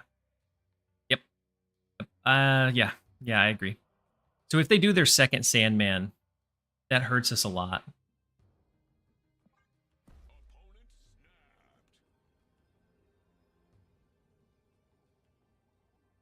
Did you already hit Infinite? No, I've been taking a beating today. So this Sandman in the follow-up Sandman feels super unfortunate. Whoa, no, not a follow-up Sandman. Interesting. Just the copy of the Victoria hand. Okay. Oh, and the Stormbreaker. Ah. Beautiful. Okay. So what? We go She-Hulk, Mjolnir, Stormbreaker. How big do we need to go left? I think we need to go pretty heavily over there. So then Hitmonkey as well, and then Titania. It's going to be 8 plus 6 plus 5. It's huge. We snap it back. Yeah, them not dropping the second Sandman seems really big. Might as well drop Breaker, right? That's true. Since we're not going to fill it up anyways.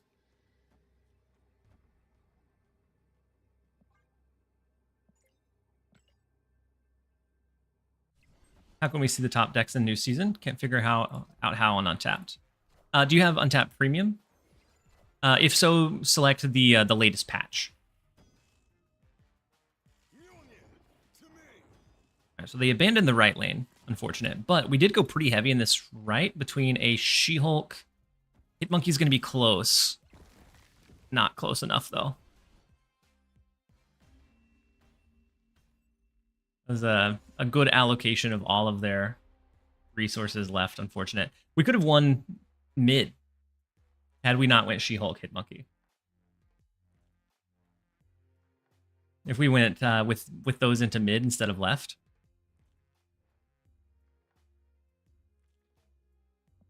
Oh. And then Iram part, welcome in. Hopefully you're having a great one so far. And then Monkey, you said I looked away and we're playing Beta Ray. Yeah, we're playing a little bit of Beta Ray. It's one of my favorite, like, not popular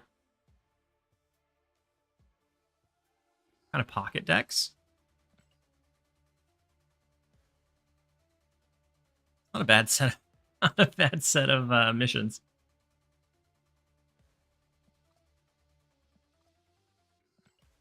Not that it's going to be a good deck, but it'll be able to, I think, get the job done.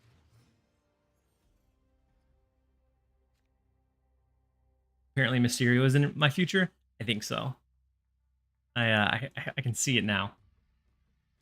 Let's go King E-Tree. We get a bot? Yeah, we got a pity bot. After losing a couple of like big 8s, we got a pity bot. And so, especially with pity bots, we kind of want to play it super slowly. So that they'll, one, either snap back, or at the very least, so that they'll stay all the way through. They sure do want you to play Mysterio. They do. And typically I don't pick up those play specific card quests unless they're just like overrunning the bounty board. And those, we're definitely doing that. Mysterio and Carnage and Nova. There used to be a value deck back in the day. Not that it would be relevant now, but there used to be a value deck back in the day that ran all 3 of those, and you would just use the Carnage to destroy one of the Mysterio clones to kind of get power in that lane. It was a much simpler time in Snap. I think KM Best ran it way back in the day, but it was an interesting hook even back then. Double Hitmonkey, double She-Hulk, double Sunspot is nice as well. I don't want to drop too much power early, though. Wait. Do bots get... This may not be a bot. Do bots get... Okay. With the Wolfbane, I'm thinking it is.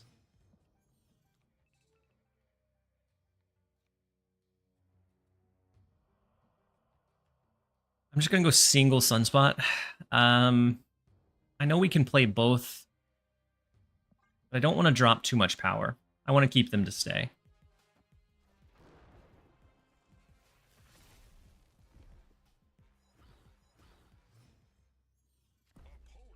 Hey, we got him to snap back. Playing super bad. I think we just don't do anything. I know we could do the Beta Ray plus the draw, but I don't think we need to. I'm going to activate both of these just because. And then we're just going to skip. As long as they don't rip away Limbo. which would be diabolical from a bot. But I've seen worse things happen. All right, big Iron Man. I just got 8 cubes off an ongoing destroyer bot. You gotta finesse them. Sometimes it's all about how well you can finesse the bots.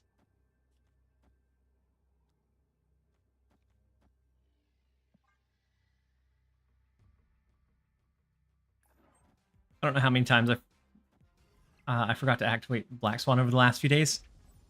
Yeah, I've absolutely been there, and then I'm like, well, why am I even running Black Swan?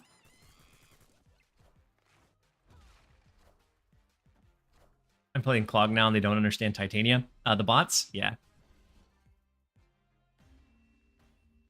After losing the big 8s, and then D's, welcome in. Hopefully you're having a great one so far. After losing the big 8 cubes, it feels good to have gained, even against the pity bot. I think we lost 2 8-cubers and maybe a 4 mixed in there. I don't know. It's been a rough couple of games. 45 power last turn. Yes, that's one of the biggest reasons I like this deck so much, is it just has so much explosive power that you can catch the opponent off guard. I think I know last season I used this in my gold conquest runs to get my infinite conquest tickets. But I think I experimented with different decks in infinite though. Pity mechanics, even Marvel Rivals kind of makes climbing in competitive a friendly experience with Chrono Shields. To an extent, yes. You still have to have a decent win rate, but you can climb with less than a 50%. I will say, I stayed up super late for the new season of Marvel Rivals last night because my daughter went to bed really late, and the new season was starting about like an hour from when she went to bed, which is too late for a child. But and I got deranked down to bronze because I was high gold and I dropped down to bronze. Whew. It is a struggle down there. I forgot how much I disliked the bronze fighting.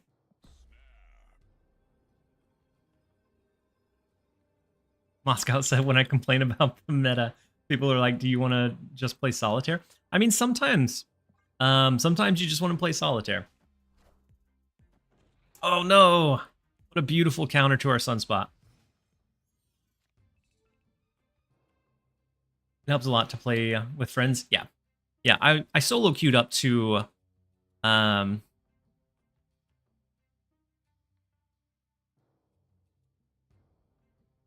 solo queued up to almost like low plat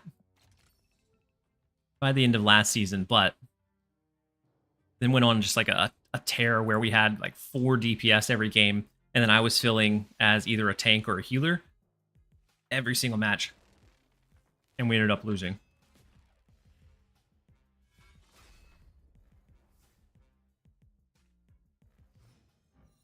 Wait, their Malekiths didn't have anything to pull?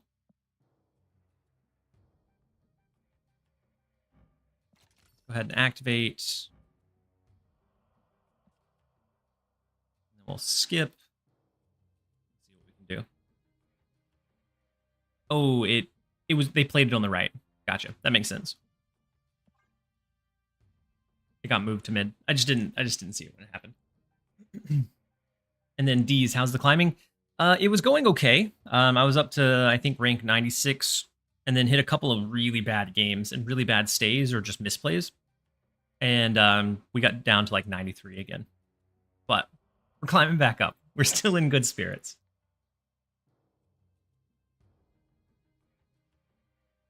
I love that you're playing Hitmonkey. Ojin, this is one of my like favorite pocket decks.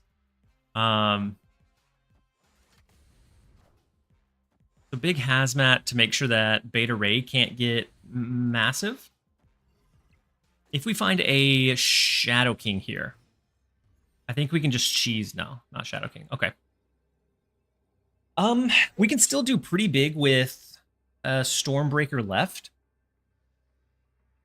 because we win against the hazmat. And it goes, what, 2 to 4, 4 to 8, 8 to 16, 16 to 32. Still pretty decent for the beta ray. And then it's just what? She-Hulk, Hydra Bob, Titania, Moon Girl? Wait. 2 to 4, 4 to 8. Wait, no. It should be 32. Because 2 to 4 for this first one. Okay. I thought I was going crazy. OCD. I thought I was going crazy. Because I've done math before. But yeah, I think it's 32. Let's go ahead and lock it in. I think we have a decent shot. And then Philoscopter, your positive move is inspiring. After I was just getting pumped all day, it seems. Yeah, at the end of the day, I really enjoy Marvel Snap and just the like dynamic design that it has brought. And so it's one of those things where even if a meta is frustrating or it's unsolved. Ooh, we had no. Their unrevealed card in the right won't impact us. Actually grab all 3 lanes against the Ajax. We will gladly take it. That helps out a lot. Can't wait for character mastery. I'm going to enjoy the banana border a lot. And I do enjoy Hitmonkey, specifically this King Eitri, which has surprised me so much. When King Eitri came out, I grinded for it, but I didn't think I was ever going to use the card.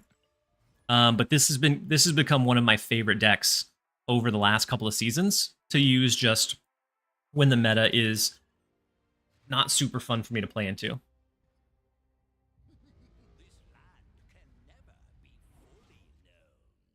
Let's see, Weird World Iron Man and Thena. Not huge hits for us. I think I'm just going to skip here.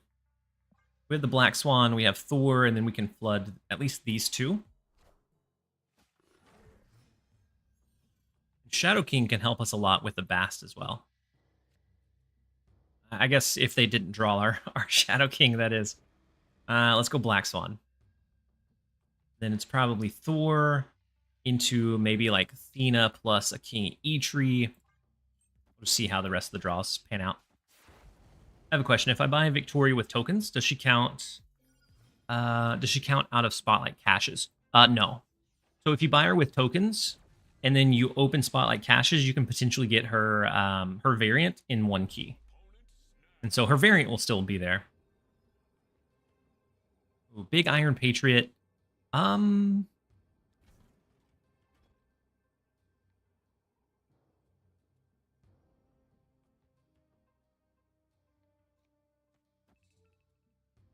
We get rid of the heavy-handed stuff.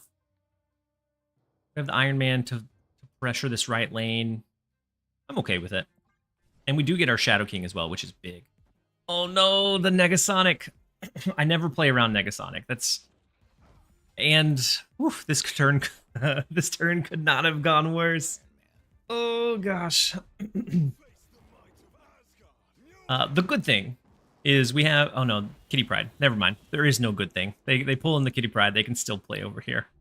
Rough. Who do you want to come to Marvel Rivals the most? I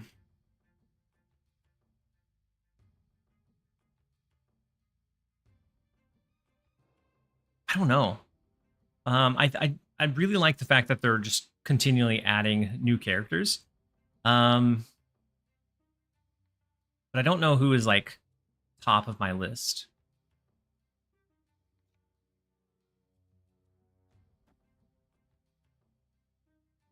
We don't get the scaling. I think we go ahead and play Ina Hydra Bob. I think we're dead. I think we are too. Clog the right. We could clog the right. If that's the case, we don't really want to go Thena, do we? Is that just like a Hydra Bob? Ah, they heard you guys coming. My oddball choice for Rivals is Ant-Man. I think Ant-Man or Wasp would be really cool. Like the ability to like shrink your character model might be really interesting.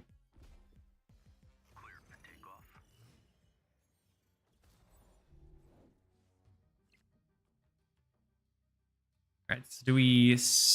Yeah, we're just going to skip here. I do think we're dead. But maybe there's a situation where we pull it out. Gambit would be pretty cool as well. With his like explosive cards. And I do like Gambit as like a character in general. So yeah, I think that's probably a good call.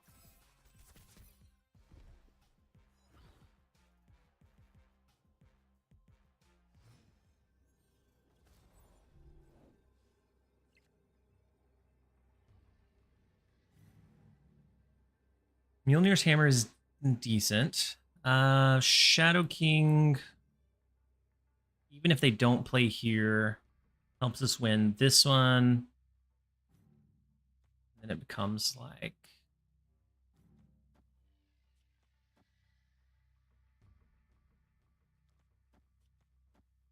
I know Athena's not going to do anything in the left lane, but we're just going to throw her for pity. And then Mjolnir help scale our Thor. We still may be dead, especially to like Magneto mid. Oh, or our Hitmonkey. Oh no, Hitmonkey's not that big.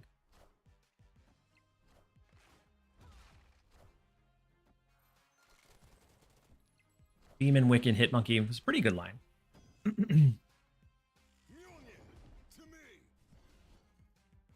I thought we were dead for like that entire game.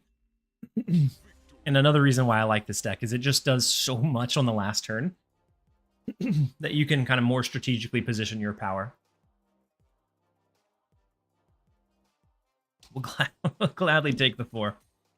This King Eater deck turned my luck around. We're back up to 96.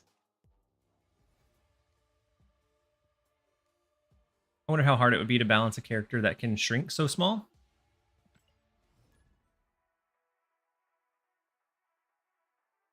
Depending on how they do it, but yeah. Yeah, the Portals is one of the most like interesting things that they've brought to the game. Because it's, and I understand why it causes frame drops a lot of times. It's because like to be able to link those 2 points together at any position played is kind of crazy. I'm copying it. Absolutely go for it. Nuno. They have a copy of our Shadow King. I think we feed this left lane heavily so that we can threaten to win it with like maybe a Beta Ray plus a hammer, and then we're fighting for the other lanes at the same time.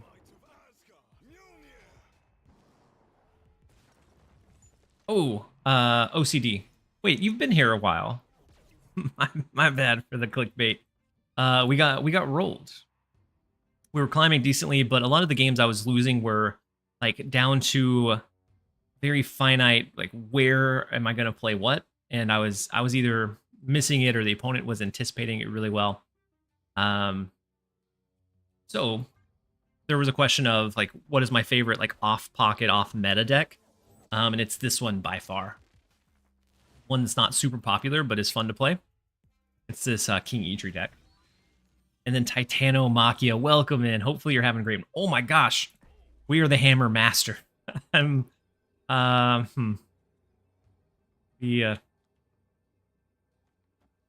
it.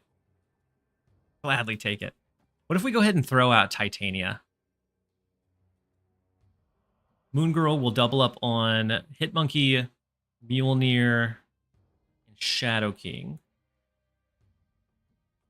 We can do Hitmonkey, Mjolnir, Stormbreaker. Although, hold on. Is that too greedy? Hold on.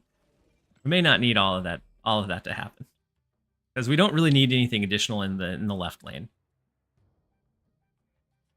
What if we did just Moon Girl? No, that doubles up on Hitmonkey and Shadow King. We could always try to fill their mid lane.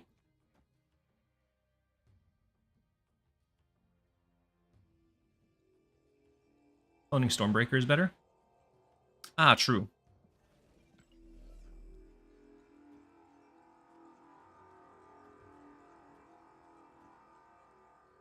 And And then we can still draw a card. Original play seems busted. Busted in the...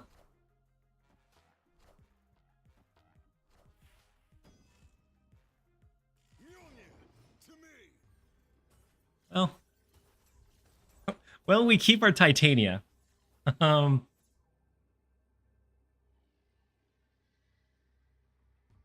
Oof. Okay. I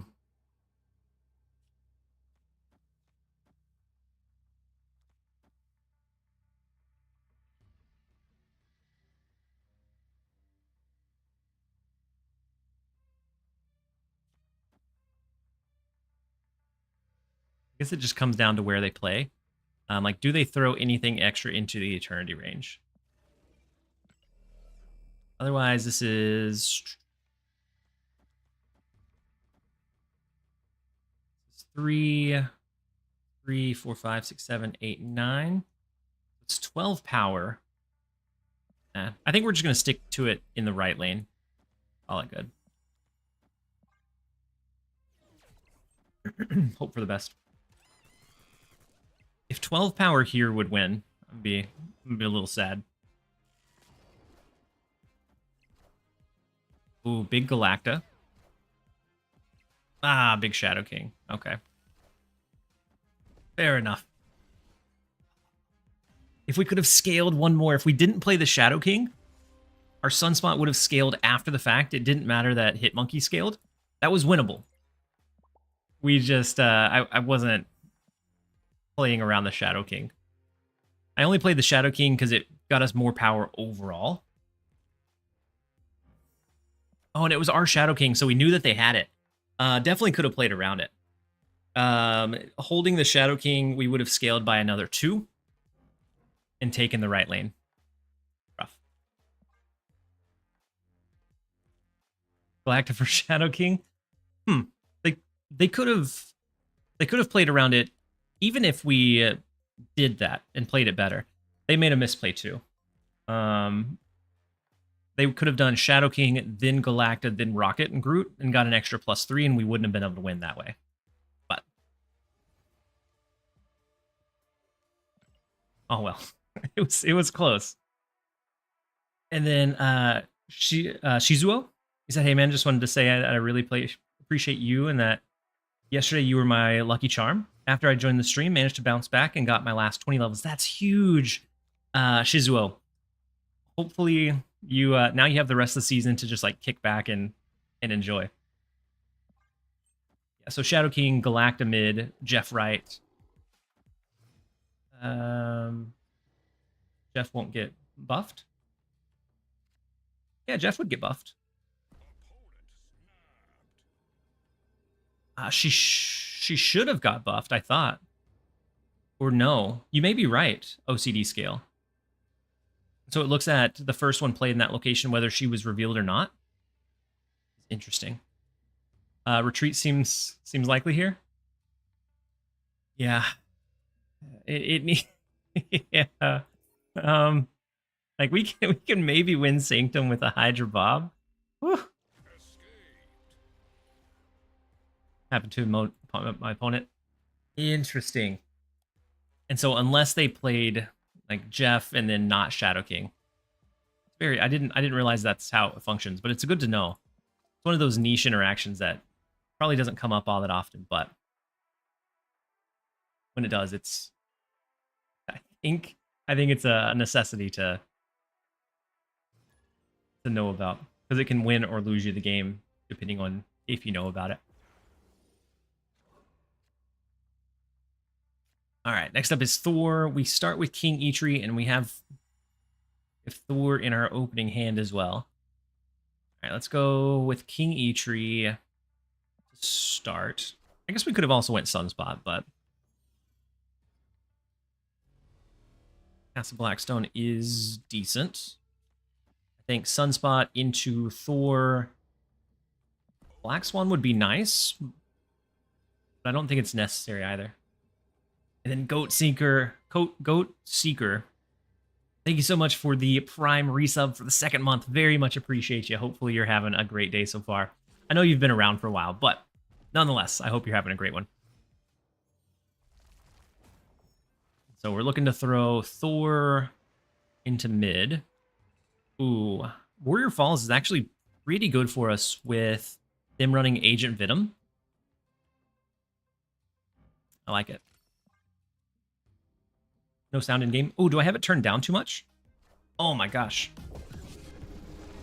It's been like 3 hours and I've had it down to negative 25. Because yesterday's sponsored stream or sponsored game, the sound in game was pretty loud, so I turned it down.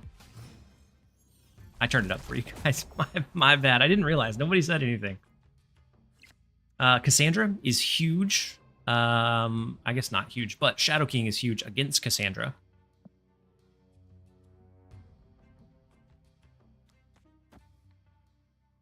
Then username Joss. Thank you so much for the resub with your Prime as well for the 3rd month. Very much appreciate having you here. Hopefully you're having a great one. So we can go Moon Girl. And then we're pretty much going to skip on 5. We double up on Hydra Bob and She-Hulk, both of which are pretty nice to have multiples of. I played the game with the sound off, so I didn't even notice. When I play on my phone, the sound is always off. When I'm on the computer, the sound's always on, but I hear the sound on my end, so I didn't realize that it wasn't coming through because I had it turned down on the OBS side. Ooh, so they go Claw into Nova Roma. So are they just not competing for Warrior Falls? Or they just don't want us to win Castle Blackstone?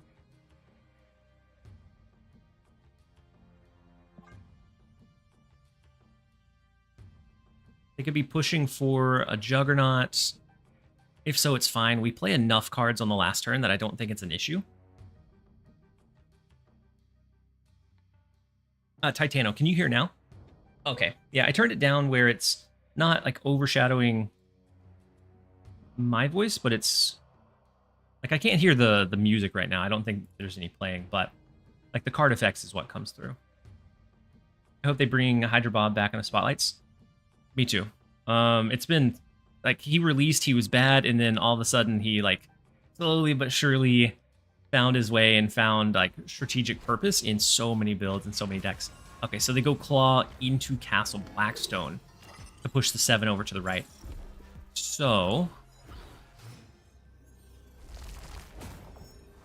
they could still have a Juggernaut.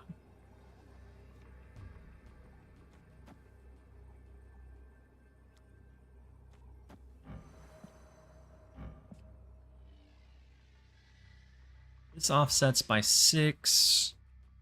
We get a She-Hulk. Pretty big. And if they have like an inverted Iron Man, we offset a lot of that here as well. Go Mjolnir mid. Then just like a Hydra Bob. Go double Hydra Bob or Hydra Bob, Hydra Bob? Let's try that. Ooh, Iron Man mid, it feels crazy. If they have a Juggernaut left, we're cooked. No, Nico. Okay. I think we're okay. Oh yeah, definitely okay. They definitely have mid though. Have you tried Victoria? I tried a slightly augmented version of this. So I ended up with Victoria. I ended up taking out like the Hammer Bros because the hammers don't get buffed by Victoria because they're not generated in your hand. So I went with more of a hand buff style. So I haven't tried her in this one specifically, but I think with like Shadow King, if you go Moon Girl, it might be nice. I also ended up teching in Demon in that deck for the hood so that you could get the Demon generated. Yeah, I don't know. He wasn't useless. It was just, it's 6,000 for a 1/4 that has a like an interesting effect, but we weren't sure. I wasn't sure how useful it was going to be in the vast majority of games. And then 2 Bites said, "What's up, TLSG? I haven't been in a stream for a long minute. Good to see you again. Welcome in, 2 Bites. I'm glad that you're here as well. Hopefully you're having a fantastic one."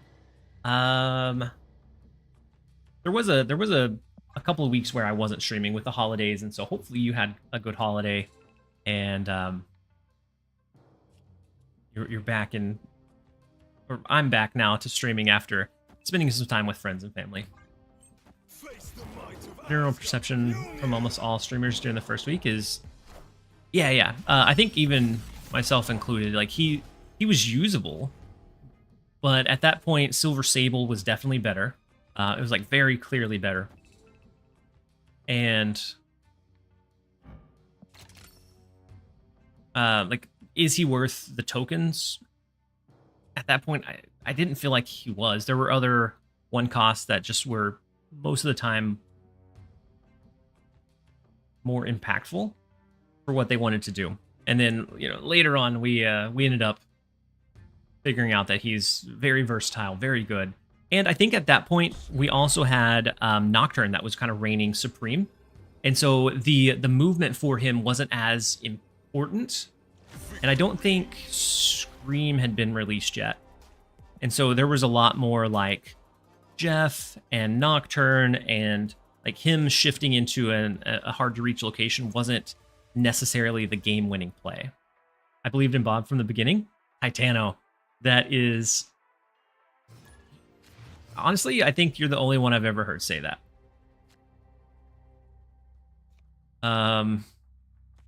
So good on you for sticking to your guns. Sable was also big as well. Yeah. Sable was big, and she impacted by, I think it was like 3. Like her value was bananas when she came out. She's much more tuned and in line now, but now it's not that she just slots into every deck. Bob took her spot instead. So with Martyr, you're either going an augmented Iron Patriot or Galactus, I would imagine.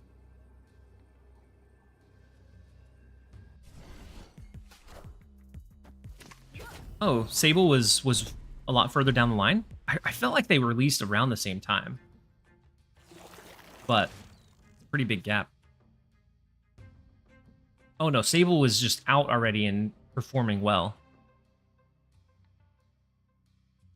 So their Mirage pulled either Hydra Bob or Titania.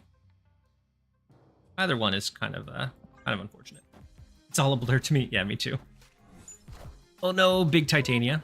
We are going to send it back their way though.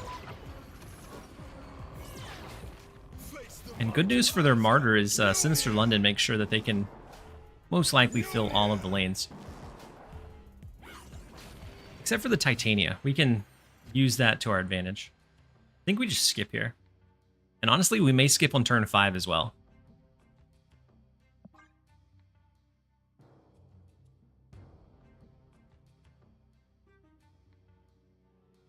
Yeah, I like Titania a lot. Titania is one of those that most of the time you don't drop her early game unless you can like really guarantee what impact you're going to get from her. But when used well, she is very, very strong.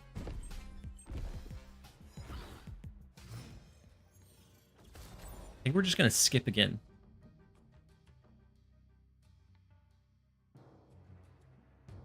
We let this right lane scale by another 5.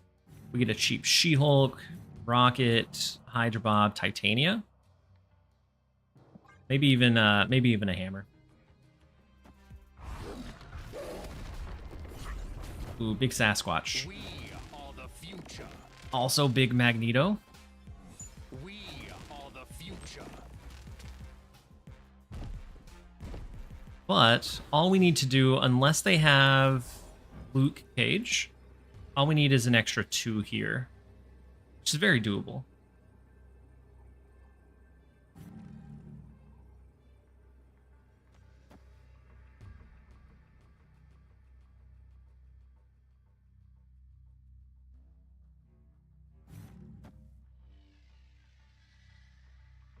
Is that greedy? Honestly, we may just do She-Hulk and then skip for the rest.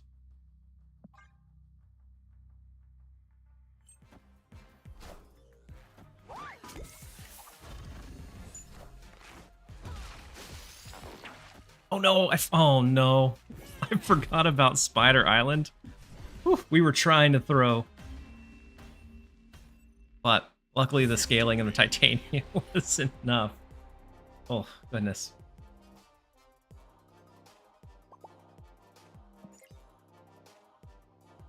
They may have thought there was another turn. I don't know. It was just a BM play with the Spider Island. Yeah, if we played it left, what I was thinking was, oh, I guess I was thinking if they ripped this location away, it wouldn't duplicate over here, but it didn't matter. It was the secret plan, just to add extra BM to them.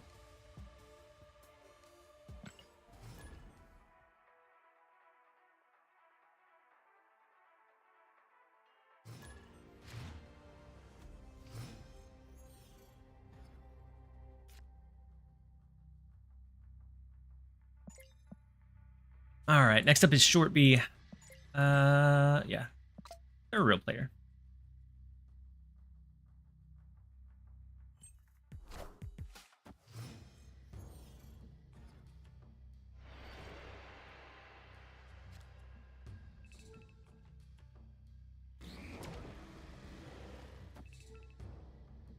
Gonna drop Black Swan. We may even go ahead and drop Thor as well. Those three stacked here would be fine.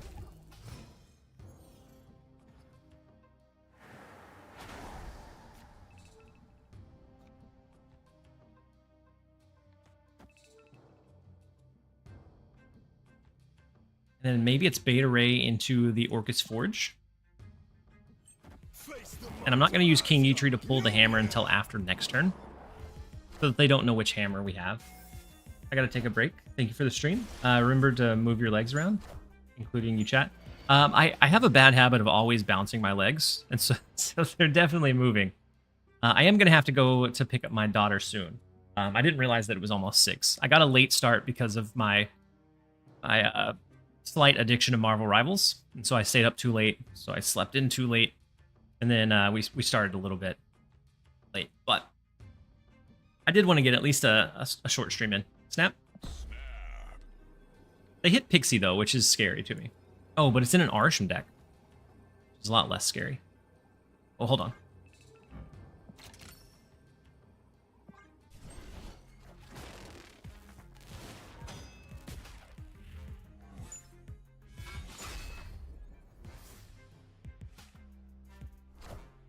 They probably go Reality Stone, so nothing is going to shift? No.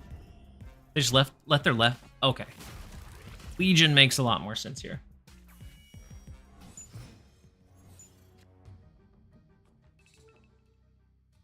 Get both hammers. Big. 5, 6. I think we skip here. 3, 4, 5. A 1-cost She-Hulk would be nice.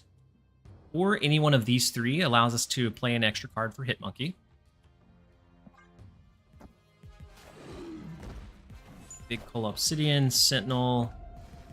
1, 2, 3, 4. There's no way that they're going to play all of the stones, so we don't have to worry about a big Thanos.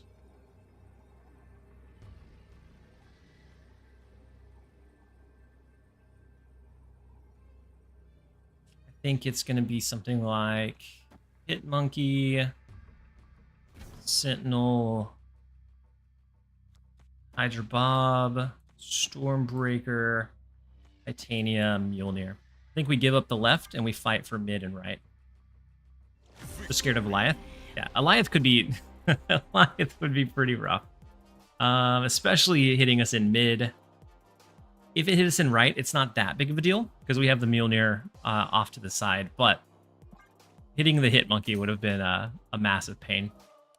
But we're going to have to end the stream there so that I can go pick up my daughter. I appreciate you guys so very much. And then one last plug before I raid us out. The stream was sponsored by Factor. And so I have the sponsorship for another like 30 hours. And so super convenient meals. If you guys are interested, use my link. You get 50% off of your first box and free shipping. So definitely worth checking out. Let's see who is live that we might be able to raid over into real fast.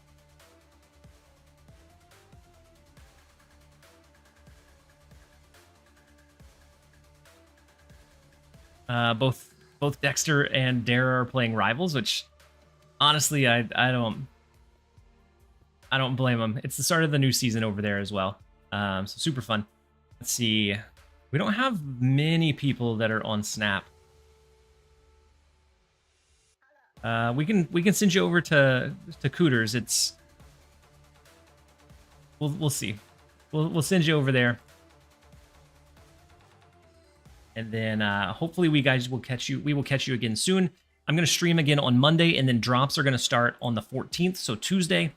And so we will be back doing some really long streams on Tuesday.